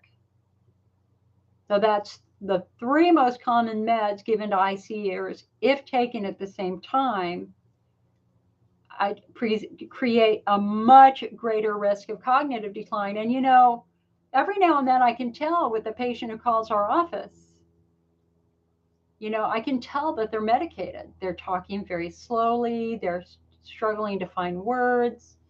And so, yeah, Alexa says, yeah, it scares me too. I did it for 3 months and I suffered irreversible heart effects from it. And Marcia, nortriptyline is the same thing. It's an anticholinergic. And again, now that we have subtypes, right? So now we have subtypes. So now we understand precision medicine. So where does amitriptyline make sense? Well, not with Hunner's lesions, although it could potentially reduce a little bit of pain. But for Hunner's lesion patients, we want to treat the lesion. It makes no sense for estrogen atrophy because it's not going to fix the estrogen deficiency. Again, it might help manage symptoms, but we've got other things you can do to manage symptoms. Certainly not going to be helpful with pelvic floor therapy. Pudendal neuralgia, that's another story. It might be helpful with pudendal neuralgia because it can calm that compromised nerve down, but so would Neurontin, and of course, so would PEA. But it's the widespread pain patient, the chronic overlapping pain patient, where it makes the most sense because it acts on the central nervous system. And we know that the central nervous system is what's driving these widespread pain conditions. And it's come up. It came up again at our meeting that last week with the National Institutes of Health. And the caveat here is the most effective dose is 75 milligrams, but it is a rare patient who can take 75 milligrams. And you certainly can't take a medication to the point that it's disrupting your quality of life, Lisa says, have you tried Botox in your pelvic floor muscles or pudendal nerve area?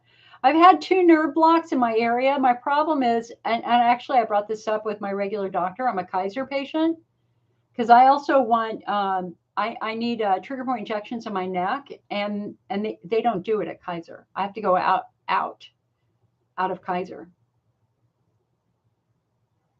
I think it'd be a great idea to do Botox. I just can't get it done at Kaiser Permanente.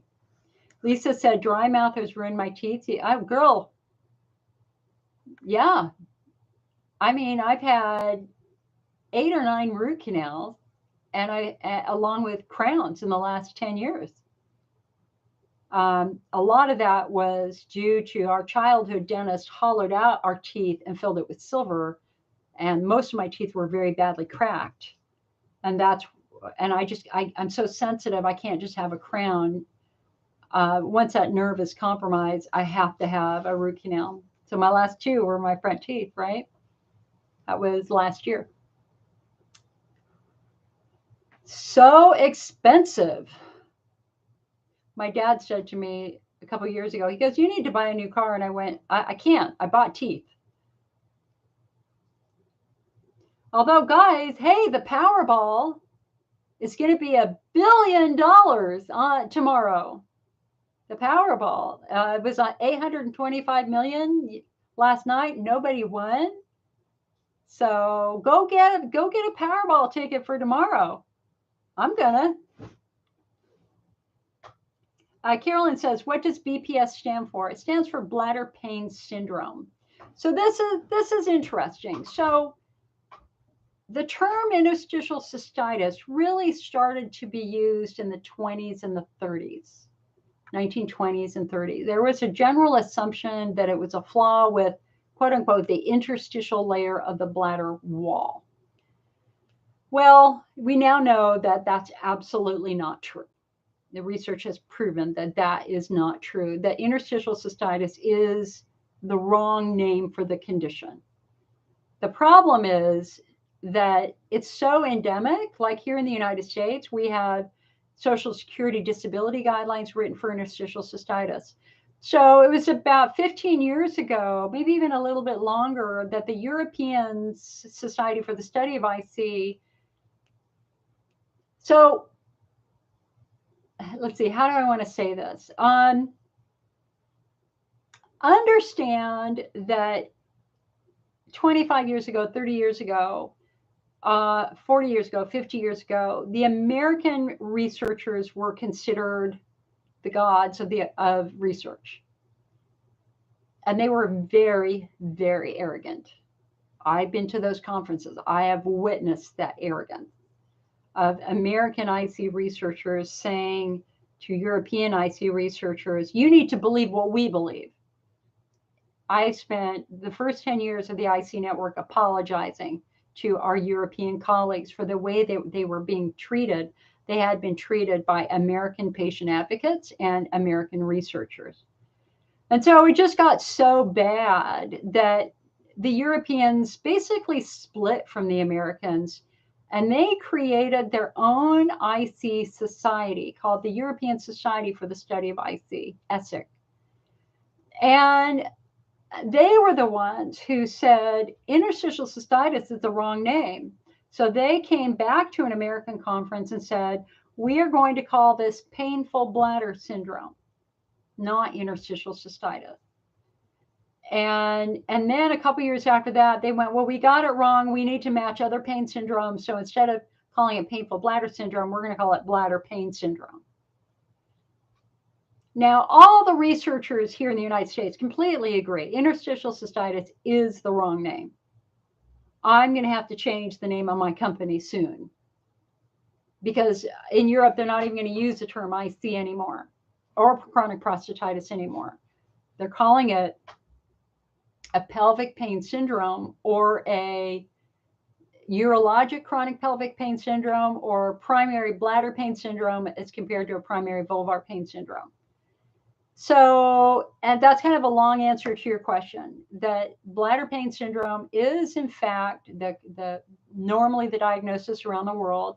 Here in the United States, because we have built our infrastructure around the term IC, we use IC/BPS, and it's going to happen sooner rather than later. I think that within 10 years, we will no longer be using the term IC. I think we're going to have to call the IC network the IC pelvic pain network, something like that instead. So the Europeans were right. And now if you were in Asia, if you were in Japan, the word that they use, Carolyn, is hypersensitive bladder pain syndrome. And that too was correct, because we know that the nerves in the bladder wall become quite sensitive. And of course, IC subtype 5 is sensitization. And so in Asia, they call it hypersensitive bladder pain syndrome. So they're right too. The one word that's just wrong, the two words that are completely wrong for this condition are interstitial cystitis. And we've been talking about replacing it for 15 years now. Our big concern is if we stop using it, are there going to be people who say, look, we're not using it anymore, therefore it's always all been in your head? Or having a Social Security examiner, you've applied for Social Security, and the examiner goes, well, we got rid of our IC guidelines because it's not real. So we don't want to do that. We have to make sure that we don't do that. Melissa says, how about over-the-counter histamines like Zyrtec? Is it anticholinergic? I think it is, hon. Let me look it up. There are several over-the-counter meds that are anticholinergics. Let me look. It says negligible anticholinergic effect. Wait, hold on. Hold on a sec. Let's look at this. Let's look at this more closely. Cetirizine, Zyrtec, cetirizine, a human metabolite of hydroxyzine, is an antihistamine. The principal effects are mediated via the inhibition of peripheral H1 receptors. Antihistaminic activity of cetirizine has been documented in animal and human studies. In clinical, let's see, in vivo and ex vivo animal models have shown negligible anticholinergic effect. However, in clinical studies, dry mouth was more common with cetirizine.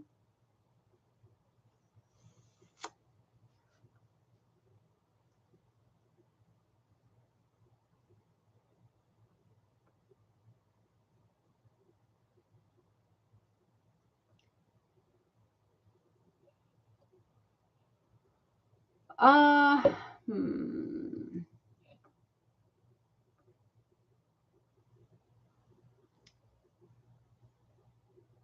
And hold on. Precautions. In clinical trials, the occurrence of somnolence has been reported in some patients taking Zyrtec drowsiness.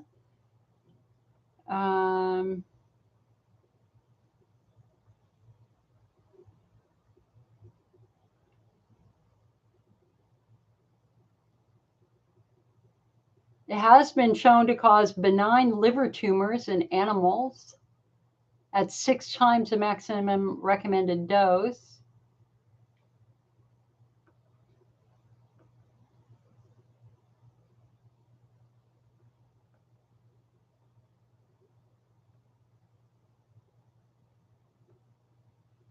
I think, basically what the research studies say is you need to go to your primary care doctor, show them all the meds that you're taking so that we can look at quantity of anticholinergics.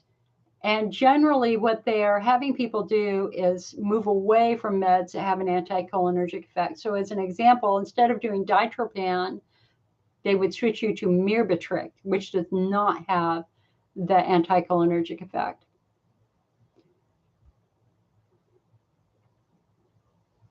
Donna says, what is the Interstitial Cystitis Association going to do? Were they at the meeting? No, they were not at the meeting that I'm aware of. They might have been watching, but they didn't speak that I'm aware of. Are they going by the new guy? I have no idea. They're kind of missing in action. I just don't know. And I had people ask me where they were at the meeting, and I said, I don't know. Normally the ICA is all over these meetings, and we didn't see them there. That doesn't mean they weren't listening under somebody's name. But I don't know. What I do think is that, and let me just throw this out here, now that we're recognizing IC as a pelvic pain syndrome rather than a bladder disease, according to our latest guidelines, I think we might have to move our IC awareness activities to pelvic pain month, which is in the spring. It's something we're going to have to think about. Because it makes a lot more sense for us to be talking about IC awareness associated with pelvic pain than doing it separately. I don't know. I mean, we just need to talk about what we want to do. Donna said, yeah. It would make it a lot easier for me because, fall is hard for me to do stuff because of the fires. So I'm not always available. I had 3 conferences this year that I spoke at, and every single conference I recorded my presentation ahead of time, just in case they turned our power off. They're turning our power off on the 4th for a day too. So Marcia says, how did your pudendal nerve get diagnosed? Well, actually, I'm the one who diagnosed it because I had already been reading about it, and I'd already worked with patients who had the same thing. And so I then took my information to my OBGYN, who said, yes, you do have pudendal neuralgia. I had it on my left side the first time, and then I had it on my vulva the second time.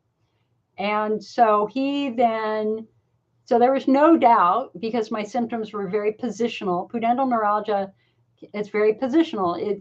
They're worse when you sit down. They're better when you stand up. Or you can have PGAD, pins and needles, tingling, or a vibration, sitting like you're on a cell phone on vibrate, which was my symptom, which has consistently been my symptom for the last 10 years. And so he attempted a couple of nerve blocks. He was never able to silence a nerve. That was nerve blocks done through the top of my vagina. And that's when I was sent to physical therapy. And it was the physical therapy that improved everything dramatically.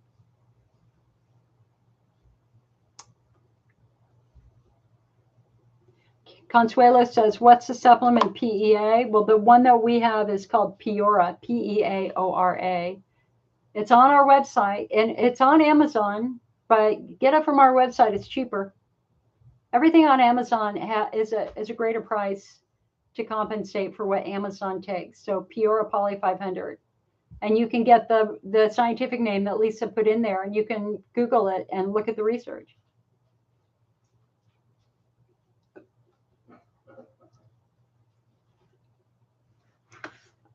So this is another very interesting study that is coming out tomorrow, as a matter of fact. And this is on, so remember, for this IC subtype 3 or IC subtype 5 widespread pain, chronic overlapping pain condition, we have incredibly sensitive skin. And I always know when somebody calls and we're trying to figure out what subtype, I like, well, the very first question is, do you have sensitive skin? If they say no, then I pretty much throw out central sensitization as a subtype for them. So why is our skin sensitive? It's sensitive because we have, well, it's just another way of saying a small fiber polyneuropathy, small fiber polyneuropathy. The smallest fibers in your skin, they have the smallest diameter. These are tiny, tiny, tiny nerves that are in our skin, on the surface of a skin. And this neuropathy means that they're sensitive, that the nerve is not behaving normally. It's easier to turn that nerve on. Like for some people, you couldn't even do this. It would hurt them. Right, that's a sign that the nerves in their skin are really, really sensitive and, quite honestly, injured. There's injury there, trauma there. And so the question there is, how many patients in the IC patient population have small fiber polyneuropathy? Well, this is a study that was done at Wake Forest, the awesome team of Robert Evans, our top IC doctor in the country, according to our when we take nominations for the top doctor, he wins every time.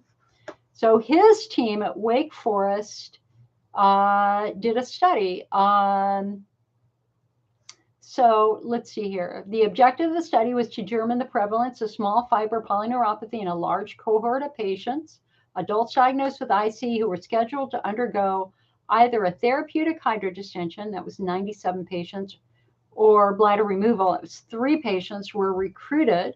A skin biopsy was obtained from the lower leg that was used to measure the nerve fiber density.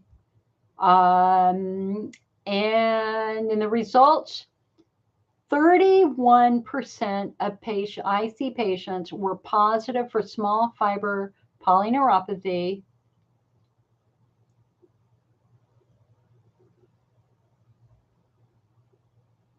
Okay, it said intraepidermal nerve fiber density was below the median for age and sex in 81%. Approximately 31% reported co-occurring chronic fatigue, compared with just 10% of those patients who didn't have it. Small fiber polyneuropathy patients reported significantly fewer allergies. So the conclusion is small fiber polyneuropathy is a common finding in patients with IC and is statistically correlated with co-occurring chronic fatigue and the other related conditions.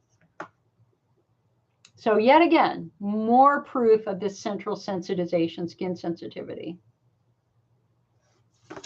Let's see, what else do we have? So that's pretty cool. Let's see this one. Here's another November study of how do patients respond to nerve blocks and trigger point injections.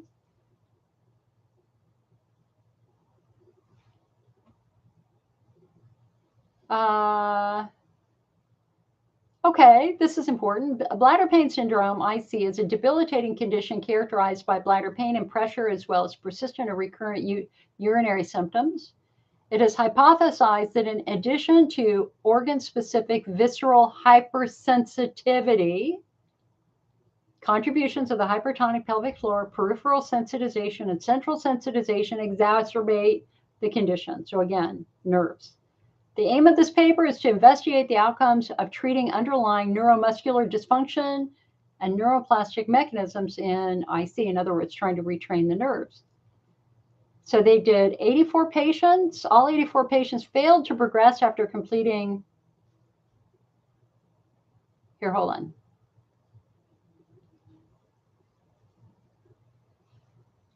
Okay. A retrospective chart review of 84 patients referred to an outpatient pelvic rehabilitation center with a diagnosis of IC. All 84 patients failed to progress after completing 6 weeks of physical therapy and underwent institutional protocol consisting of an external ultrasound-guided trigger point injections to the pelvic floor, as well as peripheral nerve blocks of the pudendal and the posterior femoral cutaneous nerves, as well as continued pelvic floor physical therapy once weekly for 6 weeks. And the symptoms improved dramatically. That this treatment was far more effective at reducing bladder pain, including urinary urgency, frequency, and burning in IC patients. So again, we're focusing on muscles and nerves, but especially the nerves. We got to treat the muscles, but we got to calm any nerves that are whacking out, for lack of a better term.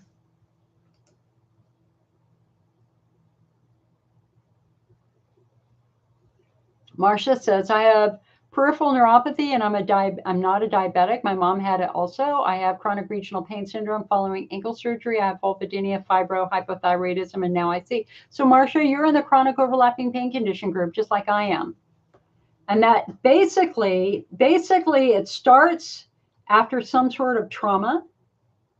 The local nerves get involved first, and then because the nerves are not being treated well, and the nerves communicate with other nerves, that the injured nerve communicates to the nearby nerves that there's a problem. So now the nearby nerves become dysfunctional and hypersensitive.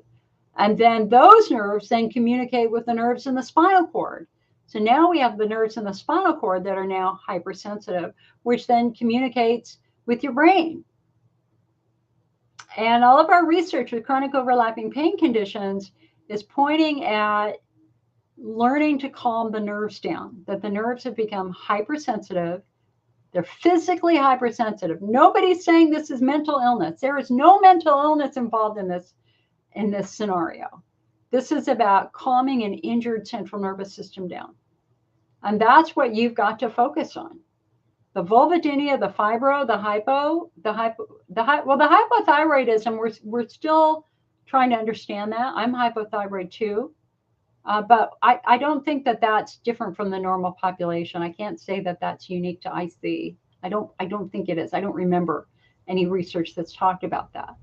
But you already have peripheral neuropathy. So again, for you, hun, it'd be fascinating to see how you did with PEA, palmitoyl ethanolamide. It's just really, the research is just so compelling. PEA has been used in Europe for decades for a wide variety of pain conditions. There are dozens of research studies. Safety profile is remarkably good. No side effects reported in the IC study, as well as a great majority of studies, extremely well tolerated. And the general consensus is it works on calming nerve pain down. And that's certainly what it's done for me. Cecilia said, urgency and frequency happens only at night. Even if I stop drinking at 4, I drink only water and meat and veggies. I stop eating and drinking at 4 p.m. Cecilia, so that nighttime urgency is really a direct reflection of something that's happened during the day. So remember too that you're very distracted during the day. Whether there is a TV on or you're driving somewhere, there are a lot of distractions during the day that make it a lot harder to focus on your bladder.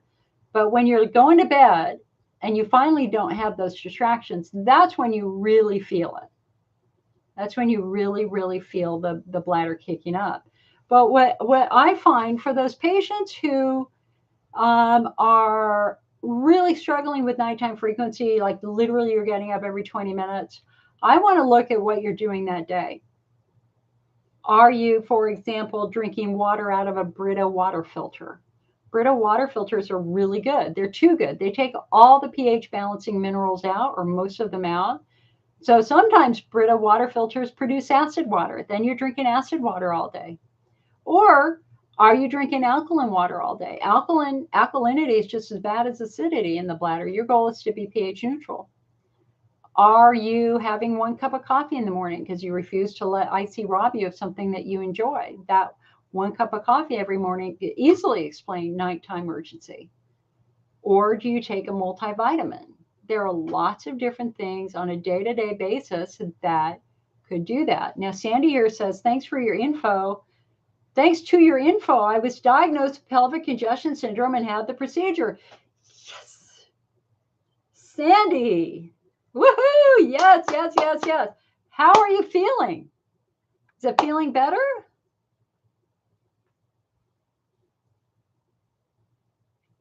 So again, Cecilia, you know, is there anything that you're doing during the day that would be triggering and irritating your bladder every day? Or your pelvic floor every day? Like, are you running up and down stairs all day? That then can tweak some pelvic floor tension in there too. But that a simple multivitamin or green tea, a cup of green tea every day would be agony in the bladder. That would definitely cause the symptoms that you're describing. You guys, when I'm looking over here, I'm looking at YouTube. When I'm looking here, I'm looking at Facebook. Marsha's in her first month of Peoria. Oh, let me know how you do. Kristen said, so if you have central sensitization, what kind of specialist would be the best to see? A neurologist? Maybe. I think you're going to have to call around. Even a pain doctor. I mean, this is fairly new science. Dermatologists are the ones who do the way you can get diagnosed with small fiber neuropathy is they just take a skin sample off of your shin. You're just going to have to ask around. I think the challenge here is that, again, with central sensitization, so Kristen, I attended a conference, Pelvic Pain, the International Pelvic Pain Society had a great conference a couple years ago. And it was the first one where it really helped me understand what they were describing, because of course, as I'm reading all this information, I'm trying to understand my life too, you know, because it's happened to me too. So they used the case study they used is a woman who had painful periods in her teenage years. And then in her 20s developed bowel sensitivity, and then in her 30s developed bladder sensitivity, and then in her 40s migraines, whatever. I mean, it was just a clear progression of painful condition. I got to take this off, guys. This is driving me crazy. The wings are done. Let me turn them off. So this is what at the AUA meeting they call them. They call it widespread pain, but we call it chronic overlapping pain conditions. So it's clear that in significant group of patients, there is as we get older, there are more and more pain conditions, and so the question is why. And the most important class was the class on risk factors. Now, they just had another pelvic pain conference 2-3 weeks ago, and my internet would not connect to the conference. And so I've been waiting for them to send me the files. So I haven't watched it from this year yet. But 2 or 3 years ago when they did this, they had a risk factor class. And that was interesting because what the research shows is that for 80% of the kids that this happens to, during childhood, there is a major physical trauma. Like an injury, bad injury, breaking a leg, breaking an arm. I broke my tailbone. Something gets broken. And what the research shows is that 14 days of pain will change the central nervous system. Now, for the other 20%, it was a history of bullying or abuse. So, again, about 10 years ago, as these researchers got together, they all started looking at the central nervous system, and they started doing brain scans, and they were looking at the brain because that's the connection, the central nervous system. I don't have a bladder disease and a bowel disease and a vulva disease. I have sensitive nerves, right? So it was logical for them to start studying the central nervous system, and we always start studying the nervous system at the brain because that's the head of the central nervous system. And they noticed something remarkable, and that is for patients who have chronic overlapping pain conditions, our brains are stuck in fight or flight. That our brain is behaving as if our life is at stake 24 hours a day, 7 days a week. So normally, if you were to open your front door and you see a tiger running to you, towards you, your sympathetic nervous system, the most primitive part of your brain, immediately takes over. It slams your door. It signals your body to slam the door and lock the door. The sympathetic nervous system raises your heart rate. It raises your blood pressure. It tightens your muscles to prepare you to fight or flee. Okay? And this is primitive. There's no cognition happening here. This is the most animalistic part of the human brain. It has one job: to save our lives. So you can't think your way out of it. Now, so you're safe. The door is shut. You call the authorities. They come and they trank the tiger and they put it in the truck and they send it away. So the threat is now gone. So at that point in time, once a threat is gone, your parasympathetic nervous system calms everything down. It turns off the sympathetic nervous system. It turns off fight or flight. It lowers your heart rate. It lowers your blood pressure, and it relaxes your muscles. And normally it is the parasympathetic nervous system that is controlling our daily lives. But for the patient with chronic overlapping pain conditions and central sensitization, that's not happening. That we're stuck in fight or flight. And so that places a terrible toll on us, because when you're anxious, and believe me, if you're in fight or flight, you have anxiety disorder. You can't kid a kidder. I had terrible anxiety disorder in my 20s and 30s, and it's still every now and then I feel it, right? So that is a sign that your brain is in fight or flight. So I want you to think about the best example that I can give you, getting back to risk factors. So 14 days of pain will put the brain in a constant state of fight or flight, because the primitive part of your brain thinks your life is at stake. But think about the bullying for a moment. So let's say you bring home a puppy, and that puppy is happy, running around to everybody, tail wagging like mad. It's a super happy little puppy. You are so happy to have the puppy in your home. You leave the puppy in your front room or your family room. You walk out of the room and you hear the puppy yelp. You go, what? What happened? You walk back in. The puppy runs to you. It's still happy. Something happened. Happy, but it's still happy. What you don't know is that you've got somebody in your family who's kicking the puppy. So the first day it happens, the puppy's like, okay, it was an accident. The second day it happens, the puppy is going, what? The primitive part of that brain's going, what just happened? And that puppy's making the connection now between this one person who hurts it. Now you have no idea this is happening, but at the end of that week or at the end of 2 weeks, this is not a happy puppy anymore. This is a puppy with his tail between his legs, who's hiding underneath the couch because somebody's hurting that puppy. That puppy is in an extended state of fight or flight because it is being hurt. I was working with a patient last week who grew up with a violent alcoholic father. Very violent alcoholic father. This child was in fight or flight for hours and hours a day because she never knew if her alcoholic father was going to hurt her. So what do you think the toll on that, on the central nervous system is? Well, your brain becomes habituated to fight or flight.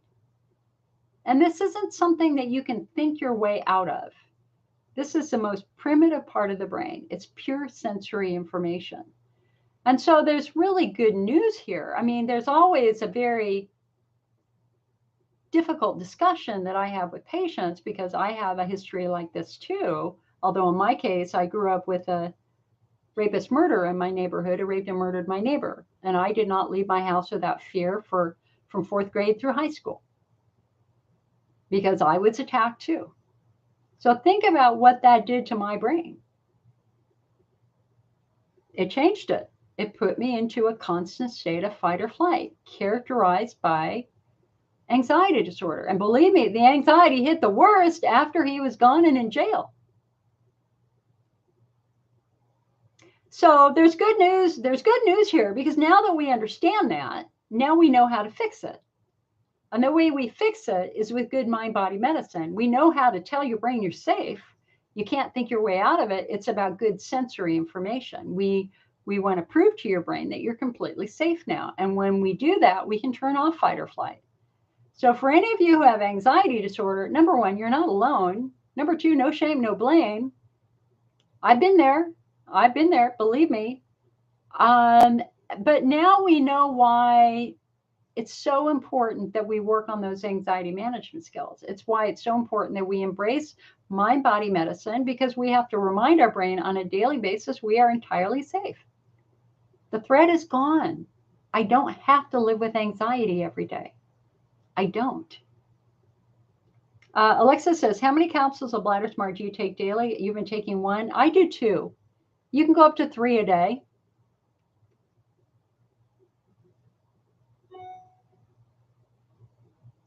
And Sandy says that now that she's had her pelvic congestion syndrome treated, she's better. But she's at least got one of her problems down. That's fantastic, Sandy. I'm really proud of you, hon. Good job. Good job for asking about it. Good job, and good job for seeking treatment. It's huge. So, Kristen, getting back to your question of what kind of specialist would it be? Well, actually, you might end up working with a psychiatrist or somebody who specializes in anxiety disorder, because we have got to calm that brain down. We have got to turn the amygdala off in the brain. And it works beautifully. You know, I've often wondered why I did so well, right? I mean, my 20s were terrible. I had so many problems in my 20s. And yeah, the IC hit when I was at 32. But everything calmed down fairly significant, because I didn't start the physical therapy for another 15 years because we didn't even know about the physical therapy back then. Okay, but I think the thing that massively helped me is I used to have panic attacks going to the doctor, especially the urologist, because I felt like I was being hurt every time I went to the urologist. And so I would be out pacing in my backyard with a panic attack and just making myself miserable. And then I'd go, but it's just a horrible way to live, to deal with these panic attacks. And so I just one day, even despite my master's degree in psychology, I was like, all right, I need help. I can't do this. And I took an incredible anxiety management class that completely changed my life. And it was great. I have a video about it on the IC Network website about the things that I learned in that class. So once I had really good anxiety management skills, and I knew how to nip a panic attack in the bud before it even got started, by controlling those negative thoughts and doing my deep breathing and practicing some positivity. I love Norman Vincent Peale, The Power of Positive Thinking. So between the anxiety management class and the power of positive thinking, that's what got my brain out of chronic fight or flight. Now it's come back with COVID and caring for people who I know are going to die soon. So I definitely have higher levels of anxiety again, but that's okay because I know what to do. I know what to do. I do my deep breathing, I do my visualization, and it's just important to have the skills.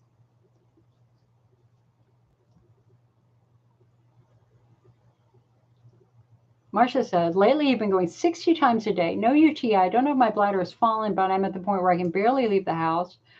What could it be? I just turned 75. Honey, estrogen atrophy at 75. Oh, thank you, honey. Hey, I just found some brand new pads. Hold on a sec. Let me get them. Organic cotton. Hold on.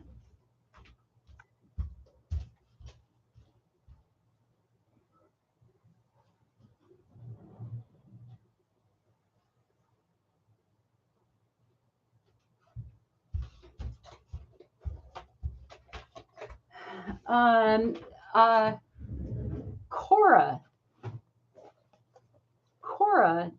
has 100% organic cotton top sheet so that it won't cause that chemical irritation of the skin.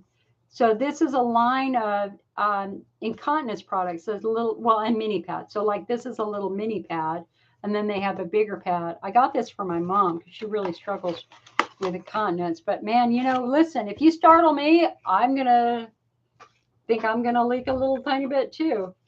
Let me just open this pad so you can see this. So it looks like a typical pad, but there's no chemical smell to it.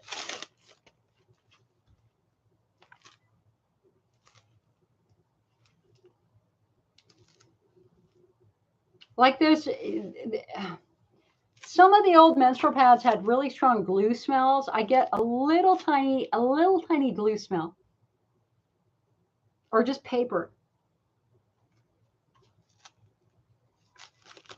Let's look at it on the inside.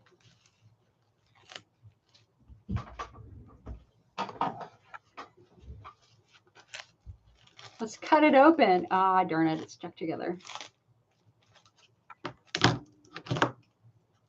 And let's see what it looks like on the inside. Because again, for those of us with sensitive skin, menstrual pads are awful. But tampons are even worse. All right, so I've cut it open. And yeah, it's just a really thin layer. It feels like cotton. Anyway, Cora pads might be worth trying. Okay, but anyway, Marsha, listen, at 75, hon, you're in severe estrogen atrophy. Are you using topical estrogen? Please refresh my memory if you've already said anything there, because that's what I would expect. Oh, well, Lisa's using Cora too. Oh, cool. Okay. Becky says it makes me so sad when you tell the puppy story. Oh, man, it's just shocking. You can see it in any animal. I watch a lot of the horse rescues on TikTok, and they're heartbreaking. That between the animal, any of the animal rescues from abuse are. I just don't understand why people do that. I do not understand why people do that. Michelle says, this sounds like me when I was burnt badly when I was a baby and badly bullied in school. I need help, please. This is amazing. So maybe what we'll do I Spy maybe. Oh, Lisa says she likes the Cora products too. Pricier than other brands, so I stock up when they're on sale. Marcia says my dad was an alcoholic. Yeah. Bobby says definitely can relate being in constant fight or flight, right? Michelle says, geez, that's me too. Kristen says, I have generalized anxiety disorder and have been on an SSRI for years. I've been to therapy on and off for many years and have completed mindfulness-based stress reduction and chronic pain management, but I'm still suffering. You know, guess it's time to go back into therapy. Well, I don't think that that's necessarily true, Kristen. So, and Kristen said, I experienced trauma and bullying as a child, had painful periods, developed IBS at 17. Right. Yeah. Yeah. So the anxiety management class I took was a really unusual class because literally at the first meeting, he said, listen, I'm not here to psychoanalyze you. I'm not here to figure out what the hell happened to you when you were a kid. If you want some help with that, I will help you find help. I will find somebody for you to talk with. I'm here to build anxiety management skills. And he said, here's the deal. Just like you can be sensitive to chemicals on the outside, you're also sensitive to chemicals on the inside. And the chemical that you're most sensitive to is adrenaline. Because adrenaline is the chemical carrier for fight or flight. It's adrenaline that your amygdala uses to signal throughout your brain to tighten your muscles and all that sort of stuff, right? And so we are exquisitely sensitive to adrenaline. And the reason why we're so sensitive to it is because there's so much of it happening in our brain. And so he said, this is about chemistry. If we can eliminate the adrenaline, your nervous system will calm down. So how do we do that? And he said, well, here's the problem. When you have anxiety disorder, you are the no person because you're guarding. Hey, you want to go to the movies? No, I'll have to go to the bathroom. You want to go out to dinner? No, it'll cause a flare. Hey, you want to take a drive up to Tahoe? No, it'll hurt. That's your brain guarding you because you really want to do those things. It's your brain subconsciously saying no, it's trying to protect you. And of course, one of the other things that happens is that we catastrophize. We don't just say, oh, it'll be uncomfortable. We'll say, oh my God, it's going to be the worst flare in the world. Everything becomes a catastrophe in a negative brain. I'll never get better. It'll always be worse. I will always suffer. That's an example of catastrophic thinking. Or no, I'll never get married because I'll never be able to have sex. Okay, that's catastrophic thinking. And our challenge here is that you just don't have one catastrophic thought. Marcia says, that's me, I'm the no person. I know, because that was me too. You have 100 negative thoughts a day. Because that's what a brain does, is guarding. And with every negative thought you have, you get a jolt of adrenaline. So you've now got 100 shots of adrenaline floating through your body, which is driving the rapid heart rate, the dizziness, all those symptoms that you associated with extreme stress. That's just from an overdose. You're just overdosing on adrenaline. That's all. So how do we turn it off? We turn it off with oxygen. And it's really easy to turn off. And so he said, okay, this is a system we're going to teach you. Our job for the next week is to get you out of adrenaline overload. And we're going to do it with a simple 3-point system. Whenever you have a negative thought, the first thing you're going to do is visualize a stop sign. Just stop. And you're already doing that. We all get so sick of it. It's like, please, brain, stop it. Okay. This time I want you to visualize a stop sign. Close your eyes. Stop it. And then you take a nice, slow, deep breath in for 3 and out for 3. And that oxygen has now turned off the adrenaline from that negative thought. It's done. It's chemically neutral. It will never affect you again. Stop sign, deep breath. And the third step is you have to remind yourself it's a thought. It has no freaking power. And so what I say to myself is, oh my God, Jill, you're not God. You can't predict the future. For all you know, tomorrow's going to be the best day of your life. It's just a thought. Stop it. Okay. Stop sign, deep breath, minimize thought. And he said, now listen, you have no idea how many times you're doing this a day, but you're not just doing this once a day. You're doing this dozens and dozens and dozens of times a day. So as you leave this room, we want you to be very attentive to your thoughts, because all we're trying to do is nip those in the bud to get you out of adrenaline overdose. And you know what? I like chemistry. I've always liked chemistry. I'm like, okay, I like the chemistry. I'll give it a shot. And I had my first negative thought as I walked out of the room. Oh, it'll never work. What a stupid idea. But I did it. Stop sign, deep breath, minimize the thought. On that first day, for the first time in years, because I'd gotten so used to being the negative girl, I was shocked. Literally every other thought I had was a scared thought. But I did it. I was persistent. Stop sign, deep breath, minimize thought. Next day, I did it about 50 times. Day after that, I did it about 20 times. 5 days later, I only had to do it once. And for the first time since elementary school, I wasn't scared. I wasn't in fight or flight anymore, because I'd gotten rid of the chemical mediator of fight or flight. You get stuck in this vicious cycle of negative thinking, negative scary thought, jolt of adrenaline, negative scary thought, jolt of adrenaline, negative scary thought, jolt of adrenaline. So we have got to nip this when it happens at the negative thought. And I've asked a lot of doctors, why does my brain do that? Because I'm a very optimistic person. And it's just brain chemistry from fight or flight. There's nothing wrong with you. Your brain, I mean, it's just a brain that's scared for you. It's okay. there was a real reason why that happened, because it did protect me when I was younger, just like it protected you when you were younger if you had an alcoholic father. So that's what I do now. I am very attentive to my negative thought. I had a couple this morning, as a matter of fact. Yesterday my heart was being a little weird, and this morning I wasn't sure, and I started going down that road, and it was just like, stop it, stop sign, deep breath, minimize the thought. I did that a couple of times, and I just took it away.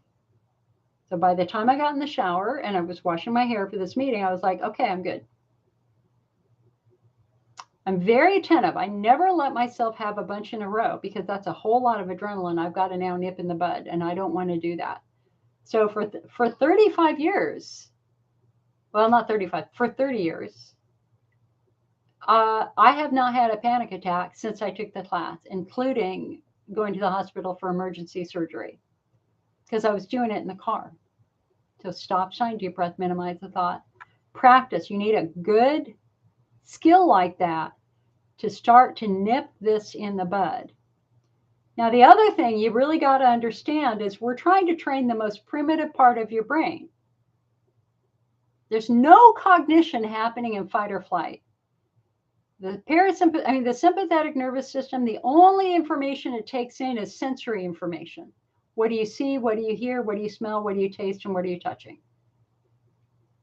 That's how it protects your life, is it monitors your sensory information, not what you're thinking.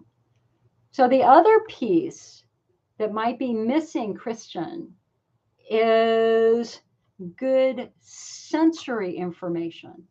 You know, I was always ashamed of my anxiety disorder. I always,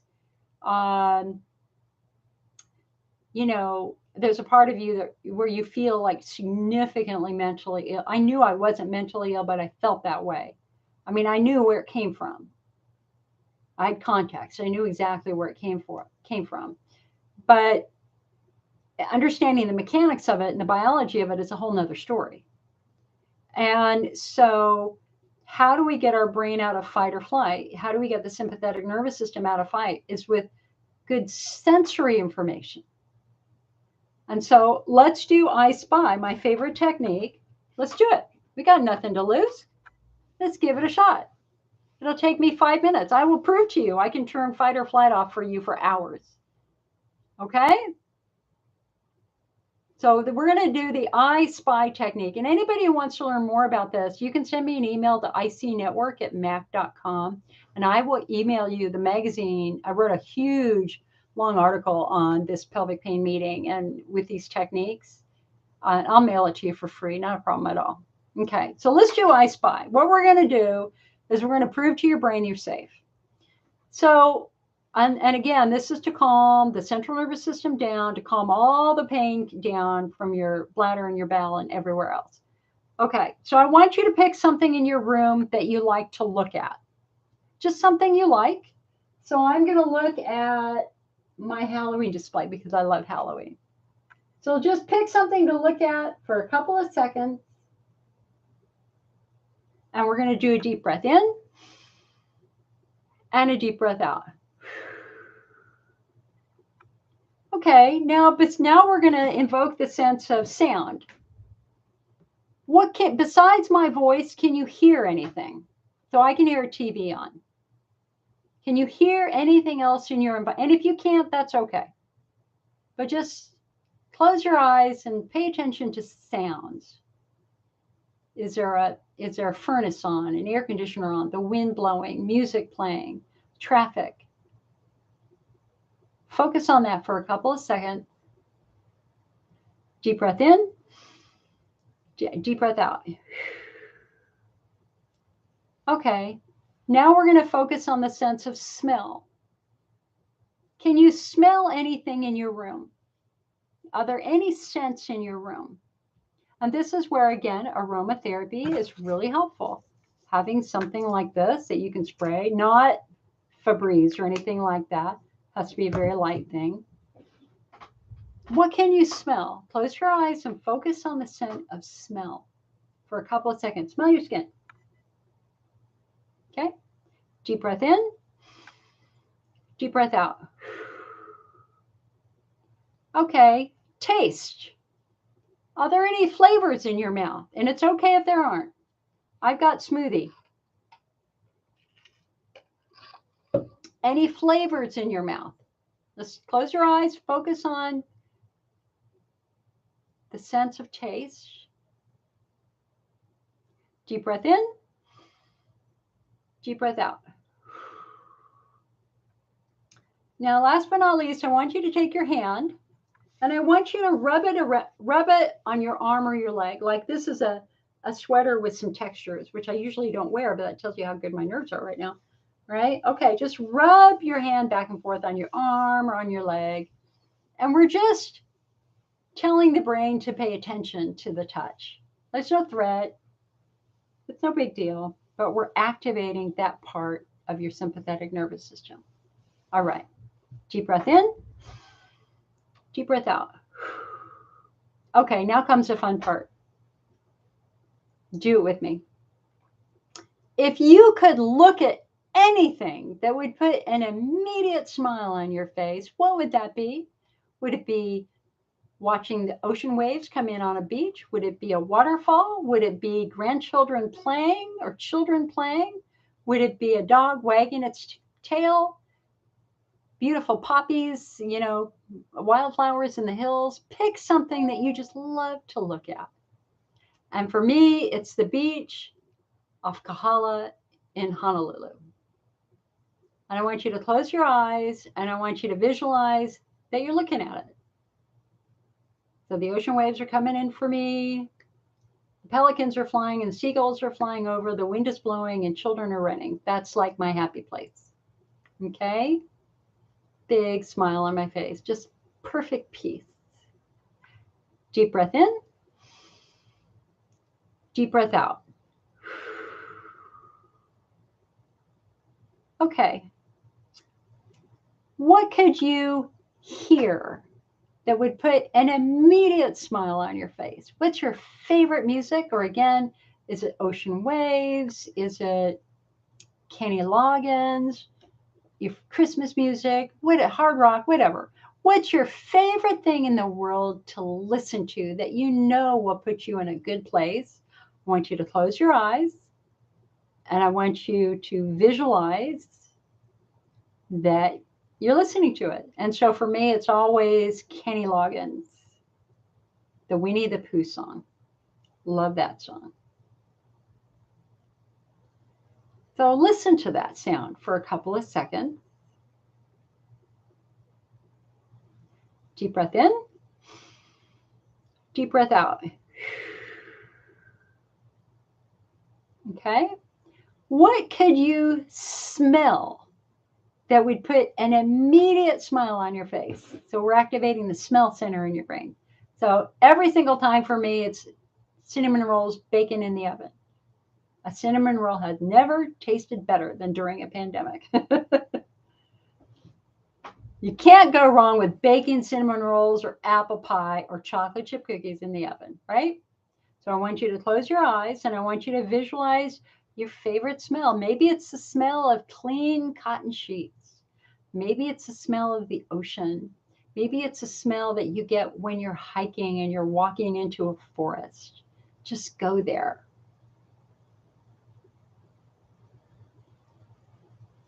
Deep breath in. Deep breath out. Now we're going to invoke the sense of taste. What's your favorite thing to eat? And it doesn't matter if it's IC friendly or not. What's your favorite thing to eat that gives you the happiest memory? Was it eating pasta at the spaghetti factory when you were a kid? Was it a San Diego Zoo at Farrell's, this big thing of ice cream when I was 12 years old and I got this as a surprise for my birthday? Ice cream never tasted better that day. What is your favorite thing to eat? Cinnamon roll, pie, whatever, you name it.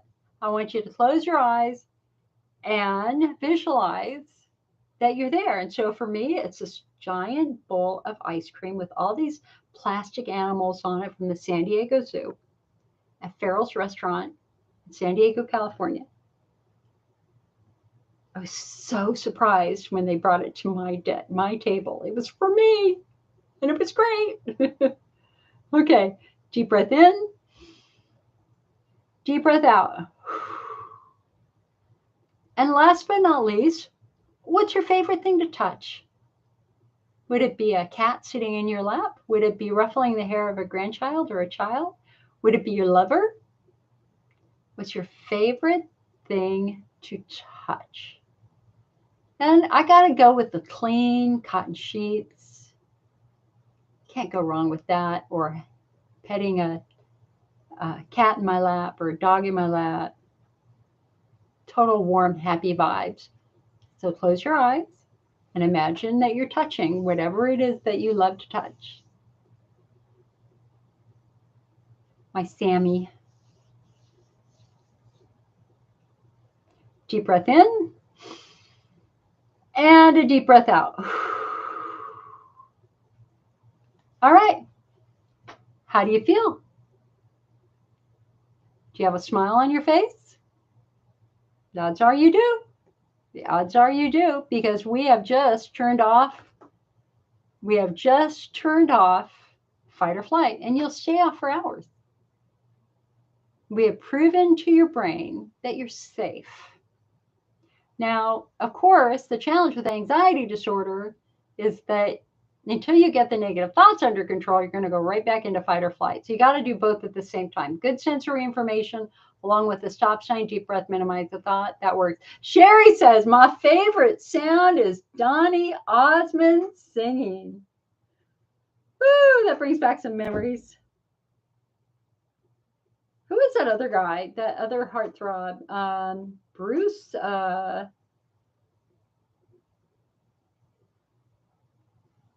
He was big the same time that Donnie was big and Michael Jackson was big. We are dating ourselves. Jerry says, my sound is my Senegal parrot. I even have a cat. That's pretty funny. I mean, it's just so cleansing. Another thing that's just really, really important is David Cassidy. Oh, yes, David Cassidy. Bruce Sherman. No, Bobby Sherman. Bobby Sherman. He was one too.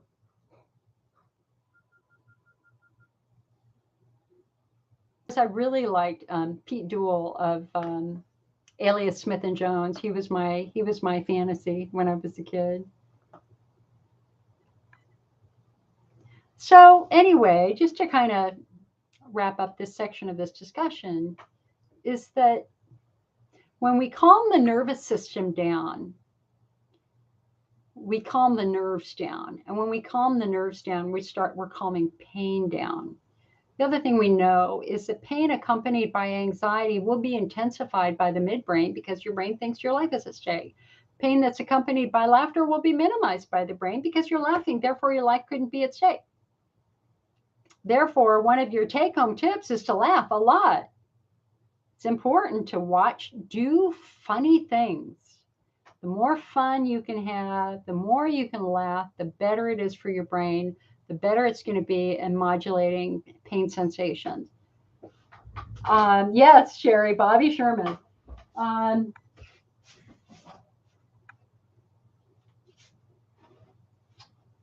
Where is this book?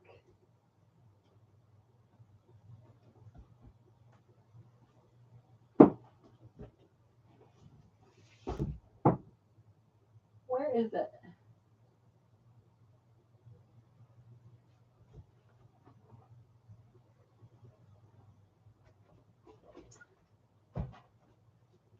Well, it's probably buried.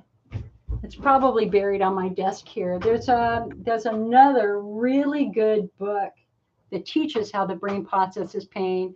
One of the things written by Dr. Angie Storr, and it's about pelvic pain and things you can do with pelvic pain. And one of the things she says is she talks about, how the brain processes pain and how we can interfere with that in lots of different ways, from perception, the low brain, the midbrain, and the upper brain. But one of the things that I loved about what she said is, when you're in pain, it's okay to curse, because when you curse, obviously not at other people, do it on the inside, not on the outside, you're actually triggering better brain chemistry. Which is, and I wish I had the book so I could read that section to you, but it's somewhere here buried on my desk. I'm gonna have to find it. So anyway. Well, listen, we've been doing this for about 3 hours exactly. Actually 3.5 hours. So let's just go ahead and do a last call for questions. Anybody have any last issues? Alexa says Farrell's was the best. Farrell's was this incredible ice cream parlor here on the West Coast. And everybody who worked there wore red and white striped shirts. And it was like an old time soda fountain. And one of the things that they did for special days is they had a siren, and they had this big, like a gurney, and inside the gurney was this big container of ice cream. And so the siren would start going, and then they would start running with this gurney all over the restaurant, and you're all going, who's gonna get it?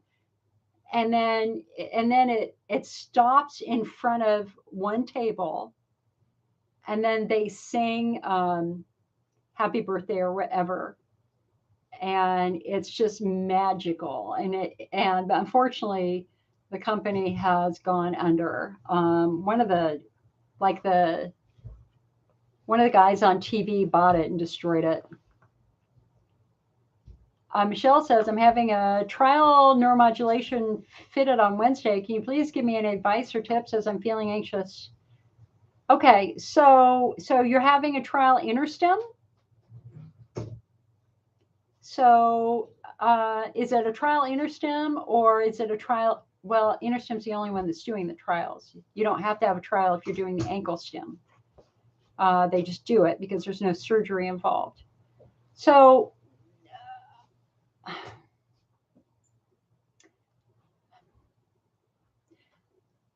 okay. And so, Michelle, did you know that there were 2 different forms of neuromodulation? That they can do it in your back, or they can do it down by your ankle? So the back surgery is called InterStim. And basically what they have to do is they do little incisions, and they implant the lead near where the nerves are. Then they sew it back up, and then they give you a box to wear, and you're going to have and they'll turn, and that's the generator, and they will turn that on, and to see. Oh, you're in Australia. You only have that back in Australia. Okay. Although you could potentially go to an acupuncturist and get the ankle stim done by an acupuncturist. Okay. So anyway, getting back to the trial. So they usually surgically implant the leads, give you the box, and they have you do a voiding diary for 2 weeks to see how you do. And the voiding diary is critically important here, because what the research shows is if it's not successful at trial, it's not going to be successful as a permanent implant. And I just working with a patient this month who actually had an implant anyway, even though the trial failed, and it was just a disaster. So understand that it's a trial. It's an experiment to see if this is helpful. I don't anticipate any issues with the trial. You need to be very vocal. If something doesn't feel right, tell them. You shouldn't have any pain in your feet. You shouldn't have pain, period. And it should never be turned up to the point that it's hurting you. That's where it can cause some damage. Now, one of our challenges that we have is that doctors like to say, well, that's just your post-op recovery. And you can't accept that. If there's pain when they turn it on, then they have to try a different program or a different setting. Michelle says, I'm only on Betmega and Asher if I should stop taking this. And the urologist said no, which is odd. Well, what is neuromodulation going to do? It's not going to cure anything. What it's going to do is it's going to kind of retrain the nerves to make them maybe a little bit less sensitive and a little bit less painful. In the United States, it can be life-changing for patients who are incontinent. If you were fecally incontinent or had urine incontinence, InterStim could be absolutely life-changing because it can turn the incontinence off. But it is not approved for pain. It is not approved for pain, period. It is not approved for IC, period, in the United States. And it is very important that you understand that there are some doctors who say, well, it might help with your pain. Well, understand that it has failed the research.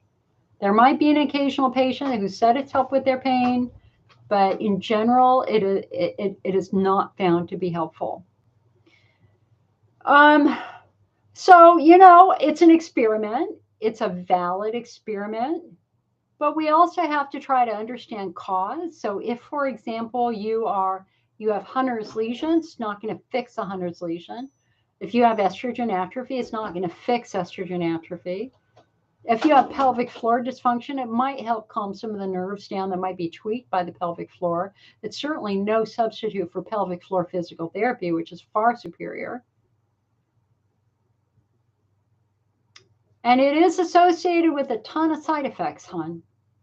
And so there are thousands of reported adverse events with InterStim here in the United States. And I know that the company and the doctors like to say it's a piece of cake. Well, if it were a piece of cake, why are there hundreds and hundreds and hundreds and hundreds and hundreds and hundreds? And I'm not exaggerating, hundreds of adverse events filed with our US FDA over this device.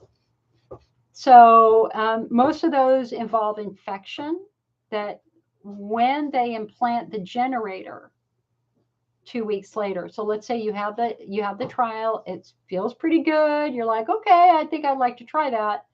When they implant the generator, unfortunately, because they implant the generator in your butt, there tends to be a lot of superficial bacteria on your butt skin. And so that has been the dominant theory as to why many patients end up with deep tissue infections. And in many cases, MRSA infections. It can make, if you ever had a shocking sensation, the device is malfunctioning. If you ever have shocking pain walking through a metal detector at a courthouse, that's a bad sign that's bad because the device is being triggered by the unit in some way. I mean, by the security unit in some way. Traveling is hard. On an airport, you'll have to bring a card showing you have metal implanted in your body. And having an MRI may not be helpful, may not be possible, depending upon what generation of device you get.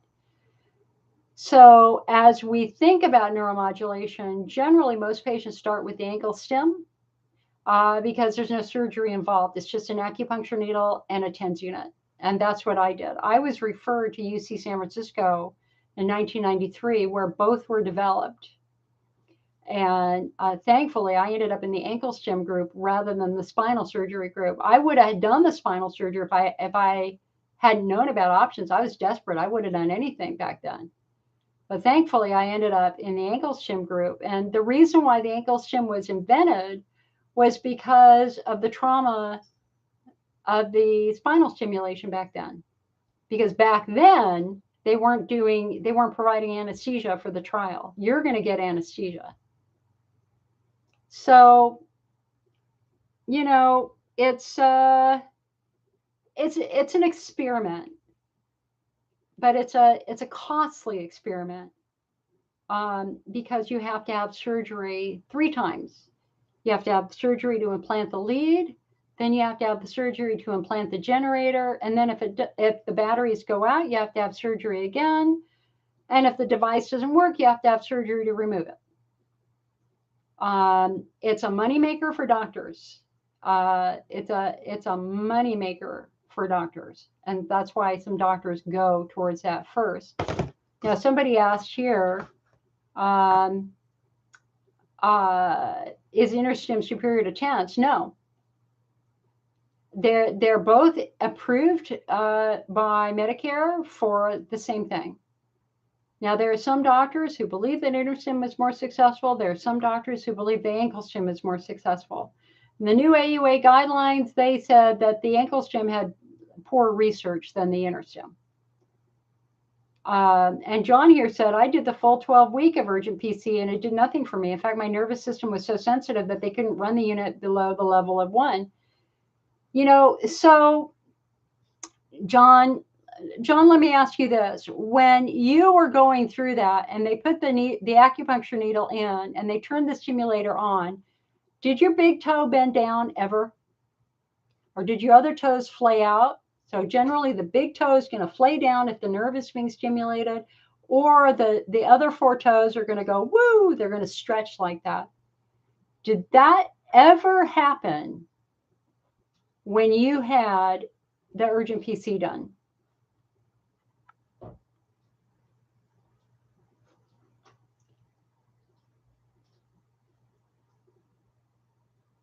So the doctor who invented this, Dr. Marshall Stoller, was my doctor. And they taught us how to do it. That's why I have tattoos on my ankles. And there was tremendous finesse in placing the needle.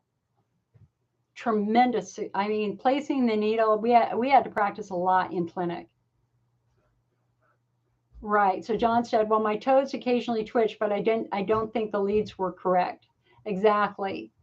So when Marshall Stoller had it, it was called the Stoller Afferent Nerve Stimulator, SANS. And the company that he picked to do it, in fact, I flew with him to England and we appeared on the BBC talking about it. I was his model for doing it. And he's still a friend today. Nice doctor. Unfortunately, the company that UCSF hired went bankrupt. And so at the same time, Uroplasty, the company that created Urgent PC, found out about the technology and they created their form of it, which we call Urgent PC, but they never finessed the needle. I was shocked. And so when I saw them demoing it at the urology conferences, I was like, guys, you're not even getting the toe to bend down. And they honestly didn't think it was important. And I truly, and then we had one person they trained here in the Bay Area who turned it to the highest level possible and ended up damaging somebody's nerves in their foot. It should never hurt. More is never better with neuromodulation. You never put it up to the point that it's hurting. So I do think, and I've talked to them directly about it, I don't think that they're placing the needles quite correctly. Because I watched them do it compared to how I was taught to do it, and it was not the same. They just basically put the needle in straight. Whereas with Marshall Stoller, we started straight, we tilted downward at a 30 ankle, and then we tilted forward at a 30 like a 30-degree angle. And then the proof is in the pudding. If we didn't get the big toe to bend down, then we didn't use that needle. And ironically, when they do InterStim, when they're doing the implant for InterStim, and when they turn it on, they look at your feet for that exact same reaction. Because whether you turn the nerve on at the ankle or you turn the nerve on up by the sacrum, you're still going to see the same toe flex down at the ankle, and that's what they look for. So I've never quite believed that they did it with the same finesse that Marshall Stoller did it with when he created it. And I've talked to them several times over the last 15, 20 years, various employees and product managers and things like that. It never made sense to me. So Kristen says, I just started the TENS ankle stim a couple of weeks ago. It's a bit too early to know if it's working. So again, I had my first 2 hours without pain after my 3rd treatment, and I had my first day without pain after my 7th treatment. But it was constantly up and down, too. So Kristen, have that, watch your feet, watch your toes when they turn it on. Okay, and again, we're looking for that big toe to flex down. And if the big toe isn't flexing down, it's not as close to the nerve as Dr. Staller thought it should be.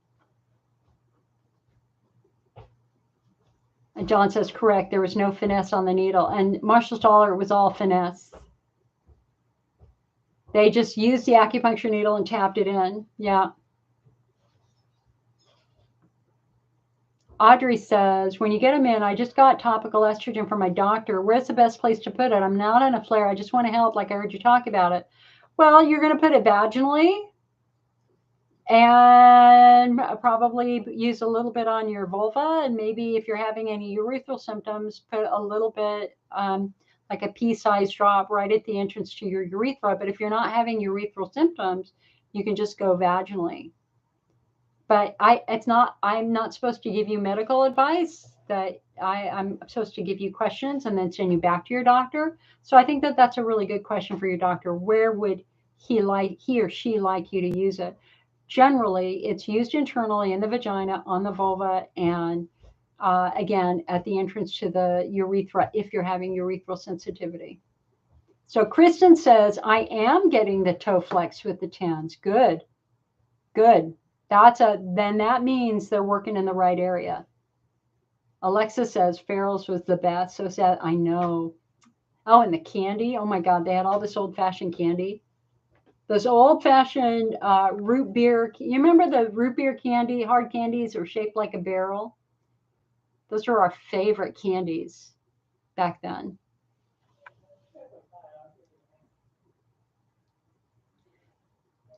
Okay, so again, cause and effect. Your symptoms are the effect. We have to try to understand the underlying cause. We don't want you to chase symptoms for 5, 10, 15, 20 years. We want to fix the underlying problem, whatever it might be. If it's estrogen atrophy, we know what to do. If it's tight pelvic floor muscles, we know what to do. If it's pelvic congestion syndrome, we know what to do. If it's chronic overlapping pain conditions, we now know what to do. We're going to calm the central nervous system down.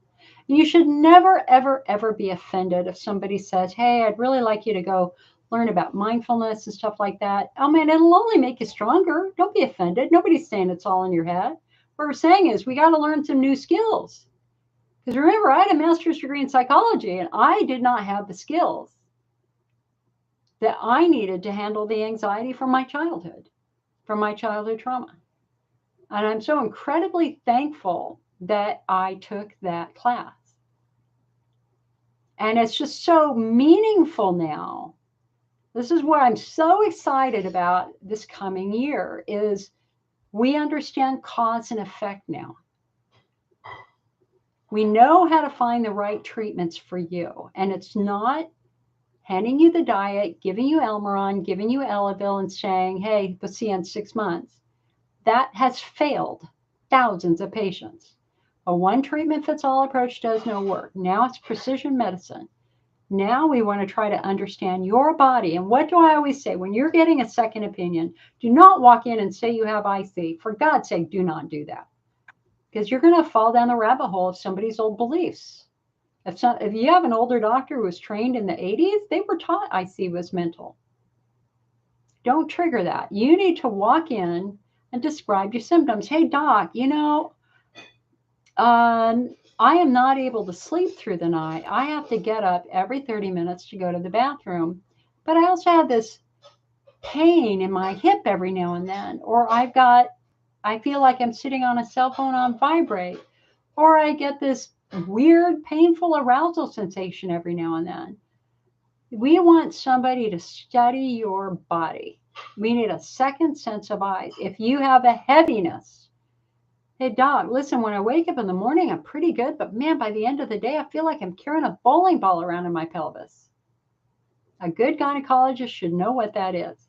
A urologist, not so much. I don't know if a urologist is going to get pelvic congestion syndrome.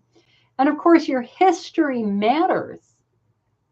it's important that you go back in time to when your symptoms began and ask yourself, what do I think caused this? What do you associate with the onset of your symptoms? Had you been traveling? Had you had a baby? Were you sitting for a long period of time? Were you an athlete? Were you riding a bicycle? Trauma matters because we don't think of this as an illness anymore. We don't think of this as an incurable bladder disease anymore. And that's what our new AUA guidelines say. We think of this as a pelvic pain syndrome with neuromuscular origin. And for many of us, it's not about curing us. It's about healing the original injury. Lisa says, your TENS might be set too high. You got them to, I get them to set it when it's higher. Stop doing that. Don't do that. It does not need to be high, and you're running the risk of damaging nerves. I had an IC or a nurse up in Montana, I think she was in Montana. This was, again, like 20 years ago, who wanted to do it. And so I gave her the information for Dr. Stoller, so she talked with him, and she talked with me. And the one thing I said to her is more is not better. It should not hurt. Do not turn it up to the point that it's hurting. It should not be uncomfortable. And she didn't listen. And she turned it up as high as she could. And 3 months later, she had permanent nerve damage in her feet from it. Or maybe 6 months later. I don't remember. It was a long time ago. So more is not better. Reduce the intensity. It should be comfortable. Okay? You don't have to keep it up. Keep your toe bent down. Having your toe flexed just tells us that you're in the right direction. You're placed correctly if your toe is bending down. But you don't keep the stimulation on to keep your toe down. It just helps us understand location. Now you back it off. It should be very comfortable, very gentle. Okay, Lisa? And that's straight from Dr. Stoller. I have an interview with him on our website, as a matter of fact. I don't know. Let me look.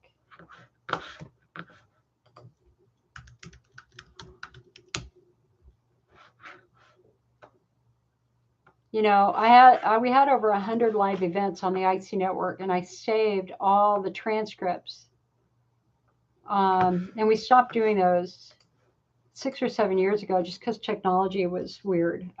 We didn't have the good technology, and it was getting hard to do.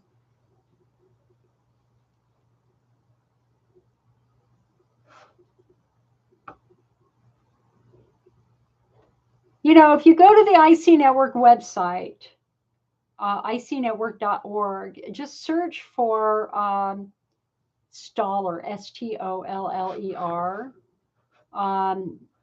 And I talk about, so here's a new study finds ankle neuromodulation effective for refractory overactive bladder. Obviously, we know that now because it's Medicare approved for that. I do have a paper in here on the substantial revision and removal rate from InterStim. Here we go. Let me just read this.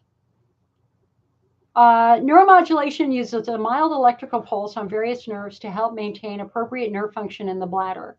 2 different forms of neuromodulation are available: post-tibial nerve stimulation, known as urgent PC, and/or sacral or pudendal nerve stimulation, known as InterStim. Both procedures are FDA and Medicare approved for urinary frequency, urgency, incontinence, and overactive bladder. While they are not specifically approved for IC, they are frequently suggested for symptom management. In general, patients start with the least invasive and more affordable form of neuromodulation, known as post-tibial nerve stimulation.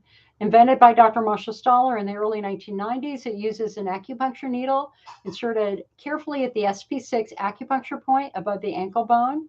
A nerve stimulation device, aka a TENS unit, is then attached to the needle where it delivers a mild electronic pulse. The original protocol required that it be done for just 30 minutes, 1 day per week for up to 10 weeks. Post-tibial nerve stimulation offers several benefits. It requires no surgery.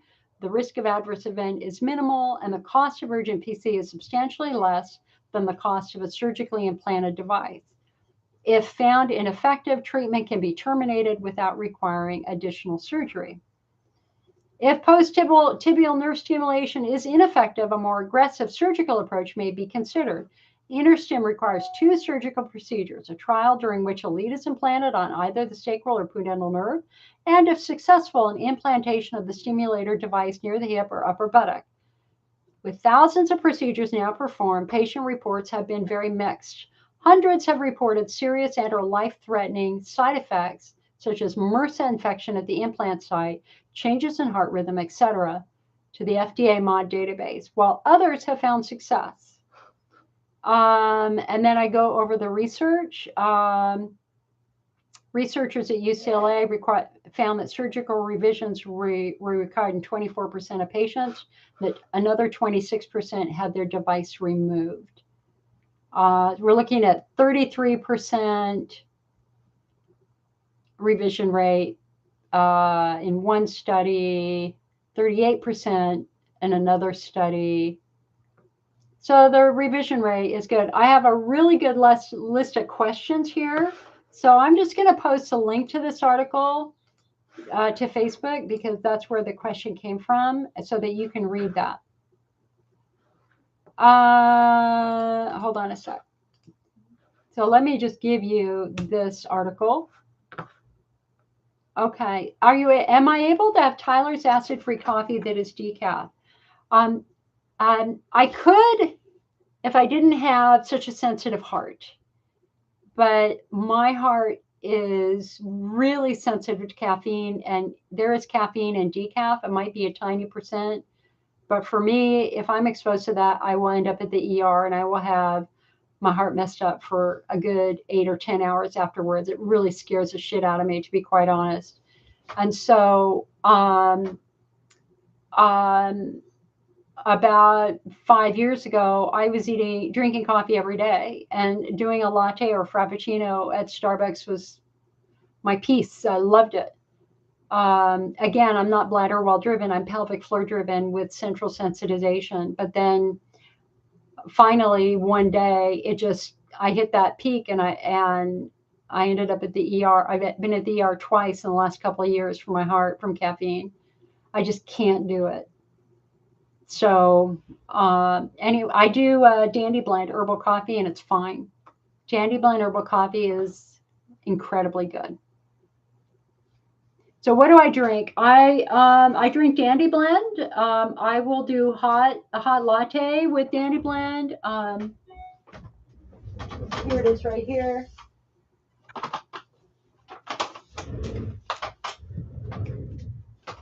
Dandy Blend herbal coffee does everything regular coffee does. It helps you have a bowel movement in the morning. It smells great. It's a warm cup of goodness. It's fantastic. No caffeine, no acid. Perfectly bladder friendly. So Dandy Blend is the bomb, in my opinion. I think it's the best herbal coffee on the market because it's not bitter like the others. There's Ticino and Pero and Cafe Roma. They're all bitter. This isn't bitter. And the reason why it's not bitter is because it has dandelion root in it, which is sweet. And so this is fabulous. So I will either do this. I'm doing a lot of smoothies with coconut milk and banana and mango and maybe even some strawberries in there. With yogurt, my coconut milk yogurt, and acacia fiber in it. I also do medicine balm herbal teas. Do you know what that is? Do you guys know what a medicine balm herbal tea is? Hold on. Let me go get it.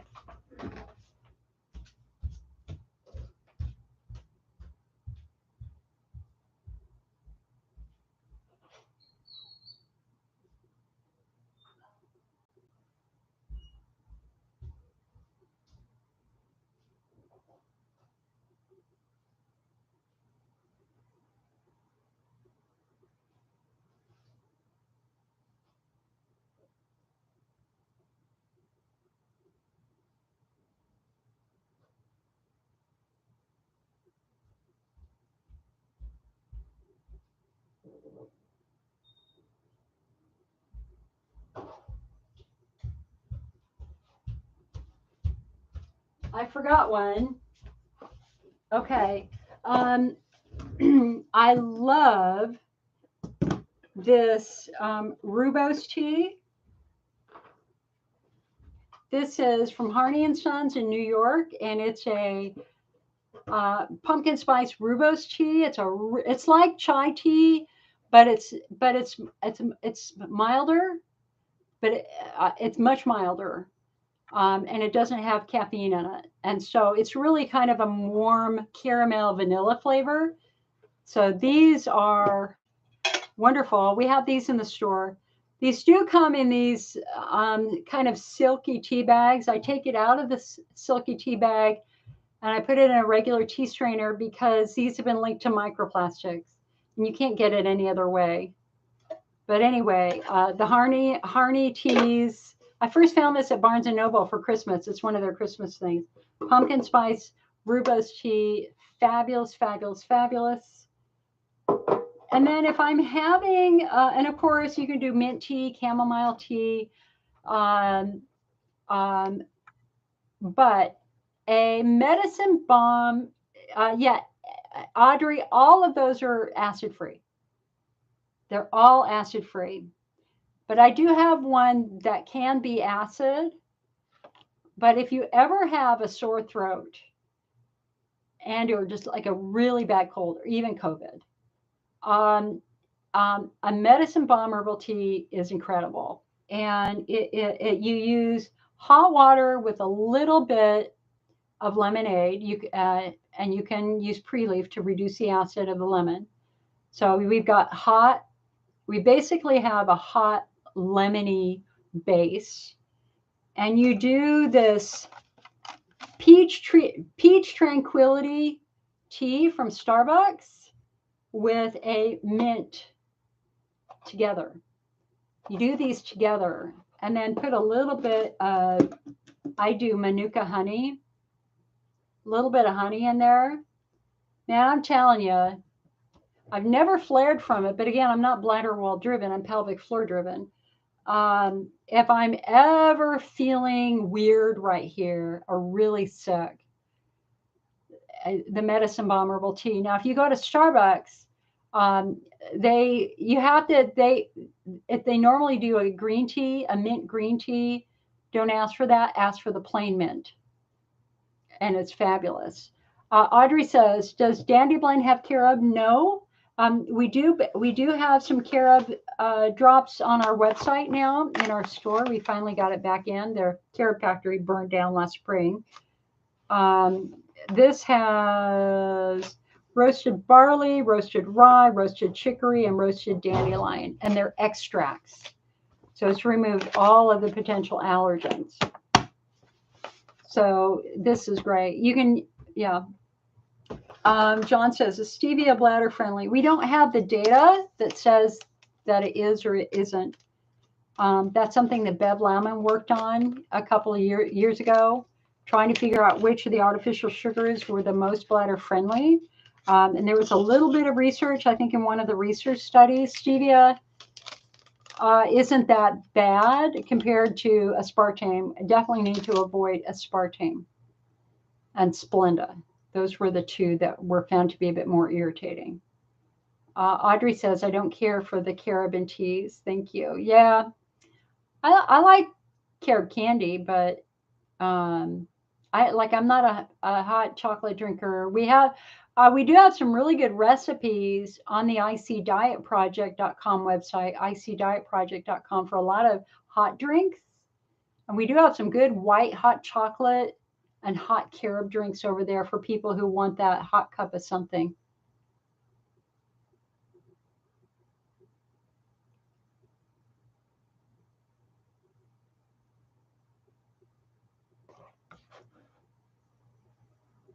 Audrey says she's bladder wall driven. Yeah. So maybe even just doing without the hot, that little tiny bit of hot lemon, just doing the hot mint tea with honey would be great. You know, mint is a smooth muscle relaxant. Chamomile is a smooth muscle relaxant. We also have in our store also from Harney and Sons it's mint, chamomile, and CBD. I forget the name of it. Hold on, let me look. You know, because I'm all about reducing suffering. If you're suffering and if CBD is legal, and hemp CBD is legal in every state. All right, hold on a sec. Let me go to beverages here. Let me see what it's called. We do have Stevens Gourmet, Gourmet White Hot Chocolate. We have White Hot Chocolate Candy Cane Cocoa. We got Cookies and Cream Hot Chocolate. We have the Pumpkin Spice Rooibos. And that's just, you can't go wrong with the Pumpkin Spice Rooibos. It's so good. Put a little sweetener in it, a little bit of milk in it. That's a great fall breakfast and after dinner drink. Very, very enjoyable. And it doesn't look like we have the CBD cream right. Oh, here it is. It's called Chill. It's chamomile mint hemp tea, also made by Harney and Sons. $7.99. If you're struggling to relax, Harney and Sons new chill herbal tea might be just the answer. It combines chamomile and mint with CBD oil from hemp, naturally caffeine-free. Brew 1 sachet per 12 ounces of water up to 3 times daily. A little bit expensive, $7.99. $7.99 for 8 tea sachets. But that's a company. That's not a. We also have fennel tea bags for people with IBS. Fennel is really interesting as a tea because it's like hot licorice. But you got to be careful with fennel because if you drink too much, it does something bad. What does it do? Hold on. Fennel. Hold on. You're not supposed to use fennel if you have a hypersensitive carrot cell or mugwort, if you're using antibiotics, if you have epilepsy or seizure disorder, and there's something about long-term use in the liver.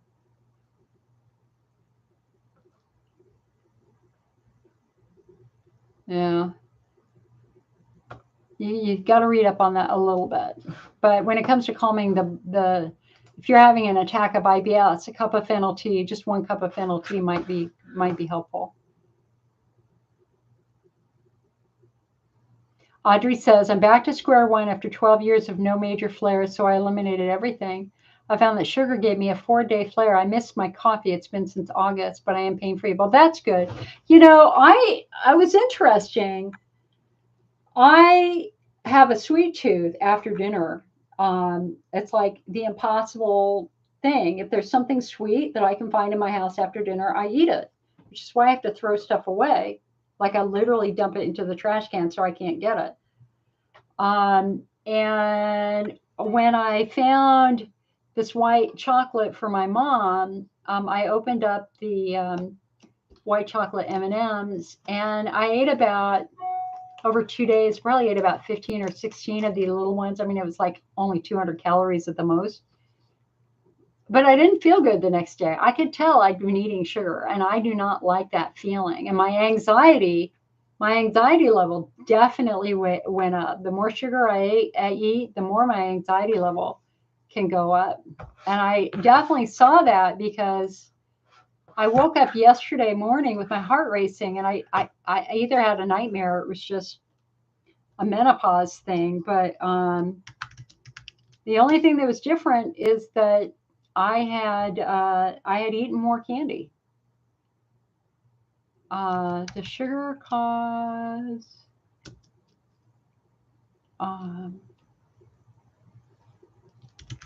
anxiety. Yes, it does. Yes, it does. Added sugar has caused your blood sugar to go on a roller coaster ride of spikes and crashes, and with it, your energy also goes up and down. When blood sugar crashes, your mood sours and anxiety levels can spike. So I'm really working hard not. The only snack I eat in the afternoon now is a Kind bar, almonds and coconut. So anyway, life, right? Now we have Halloween. But that's why I buy chocolate, because I refuse to eat chocolate because I know it's going to hurt.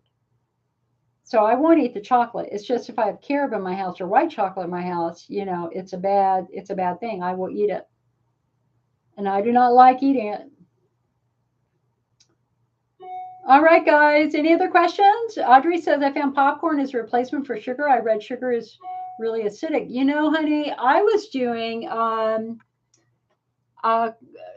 popcorn with nutritional yeast all summer. We found it at a local store. It was really good. It was really salty. And so I had been doing that, no, longer than summer. I've been probably eating popcorn 3 or 4 times a week in the afternoon as a snack. And it was a salty popcorn. It was really salty. And I really liked it. And then my blood pressure shot up. And I was like, oh, I didn't understand the whole salt sensitivity in a postmenopausal woman. I am a postmenopausal woman. So I can just microwave popcorn and it's okay, but not as good as the salt when it's salty. When you lose the salt, it sucks. I really like the Kind bars. The Kind almond bars are really good. But anyway, Audrey said, I got the idea from you, but I have no blood pressure problem. Yeah. It's very annoying. Very annoying to be human and have health issues happen. I just want a year with nothing wrong. Please, God, a year or nobody in my family is sick. Wouldn't that be a nice thing? That would be a very, very nice thing. And now, you guys, we got to be really honest.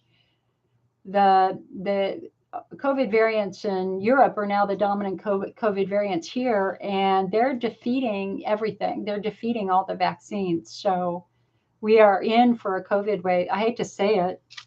None of us want COVID to be here, but please be safe, because we don't want you to get COVID cystitis. I've been working more with patients who have ICers who've gotten COVID, and they're in long, long flares afterwards from that cytokine storm. And I emailed all the top docs, and I heard from all of them, and pretty much they all said, yes, it's real, and yes, we don't have anything that's helping right now. We just have to. COVID flares are short-term flares, but they're not painful. It's just massive frequency and urgency. So the COVID flare doesn't normally cause a typical painful flare, but it really spikes up your need to pee at night.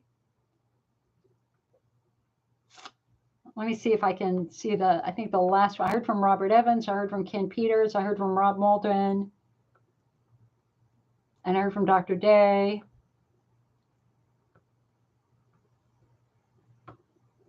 Yeah, and pretty much it was just do your best, calm everything down, protect your bladder, follow the diet, and let's try to get everything to calm down. Audrey said, where do I work with patients on the phone. I do coaching. I do a lot of coaching every day, which is why I'm so behind, which is why you don't see me in the live support groups, because I'm doing live support on the phone with patients all day, almost every day for hours. So that's where I spend the bulk of my time now, is with patients. Oh yeah, wouldn't it be nice to be stress-free? I would love to be stress-free. I'm working on it. It's just we've been through hell the last 3 years.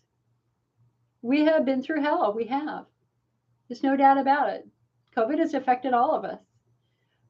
You can get a hold of me just by calling the IC Network number. It's at the top of our Facebook page, and 1-800-928-7496. Mondays are my day off, so I probably won't be doing any coaching tomorrow. I try not to.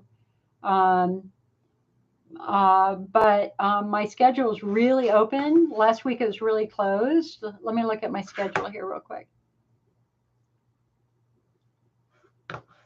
Yeah, I'm really open this week. Tuesday, Wednesday, Thursday, Friday, you just give a call in the afternoon, California time. And if you just have a couple of questions, no charge. 95% of what I do is free, guys. But if you want to spend a lot of time, like an hour, 30 minutes to an hour, and really go over your case in depth, I would ask that you think about signing up for a coaching. Audrey, you say you have, but you only got voicemail and no callback. I call back everybody.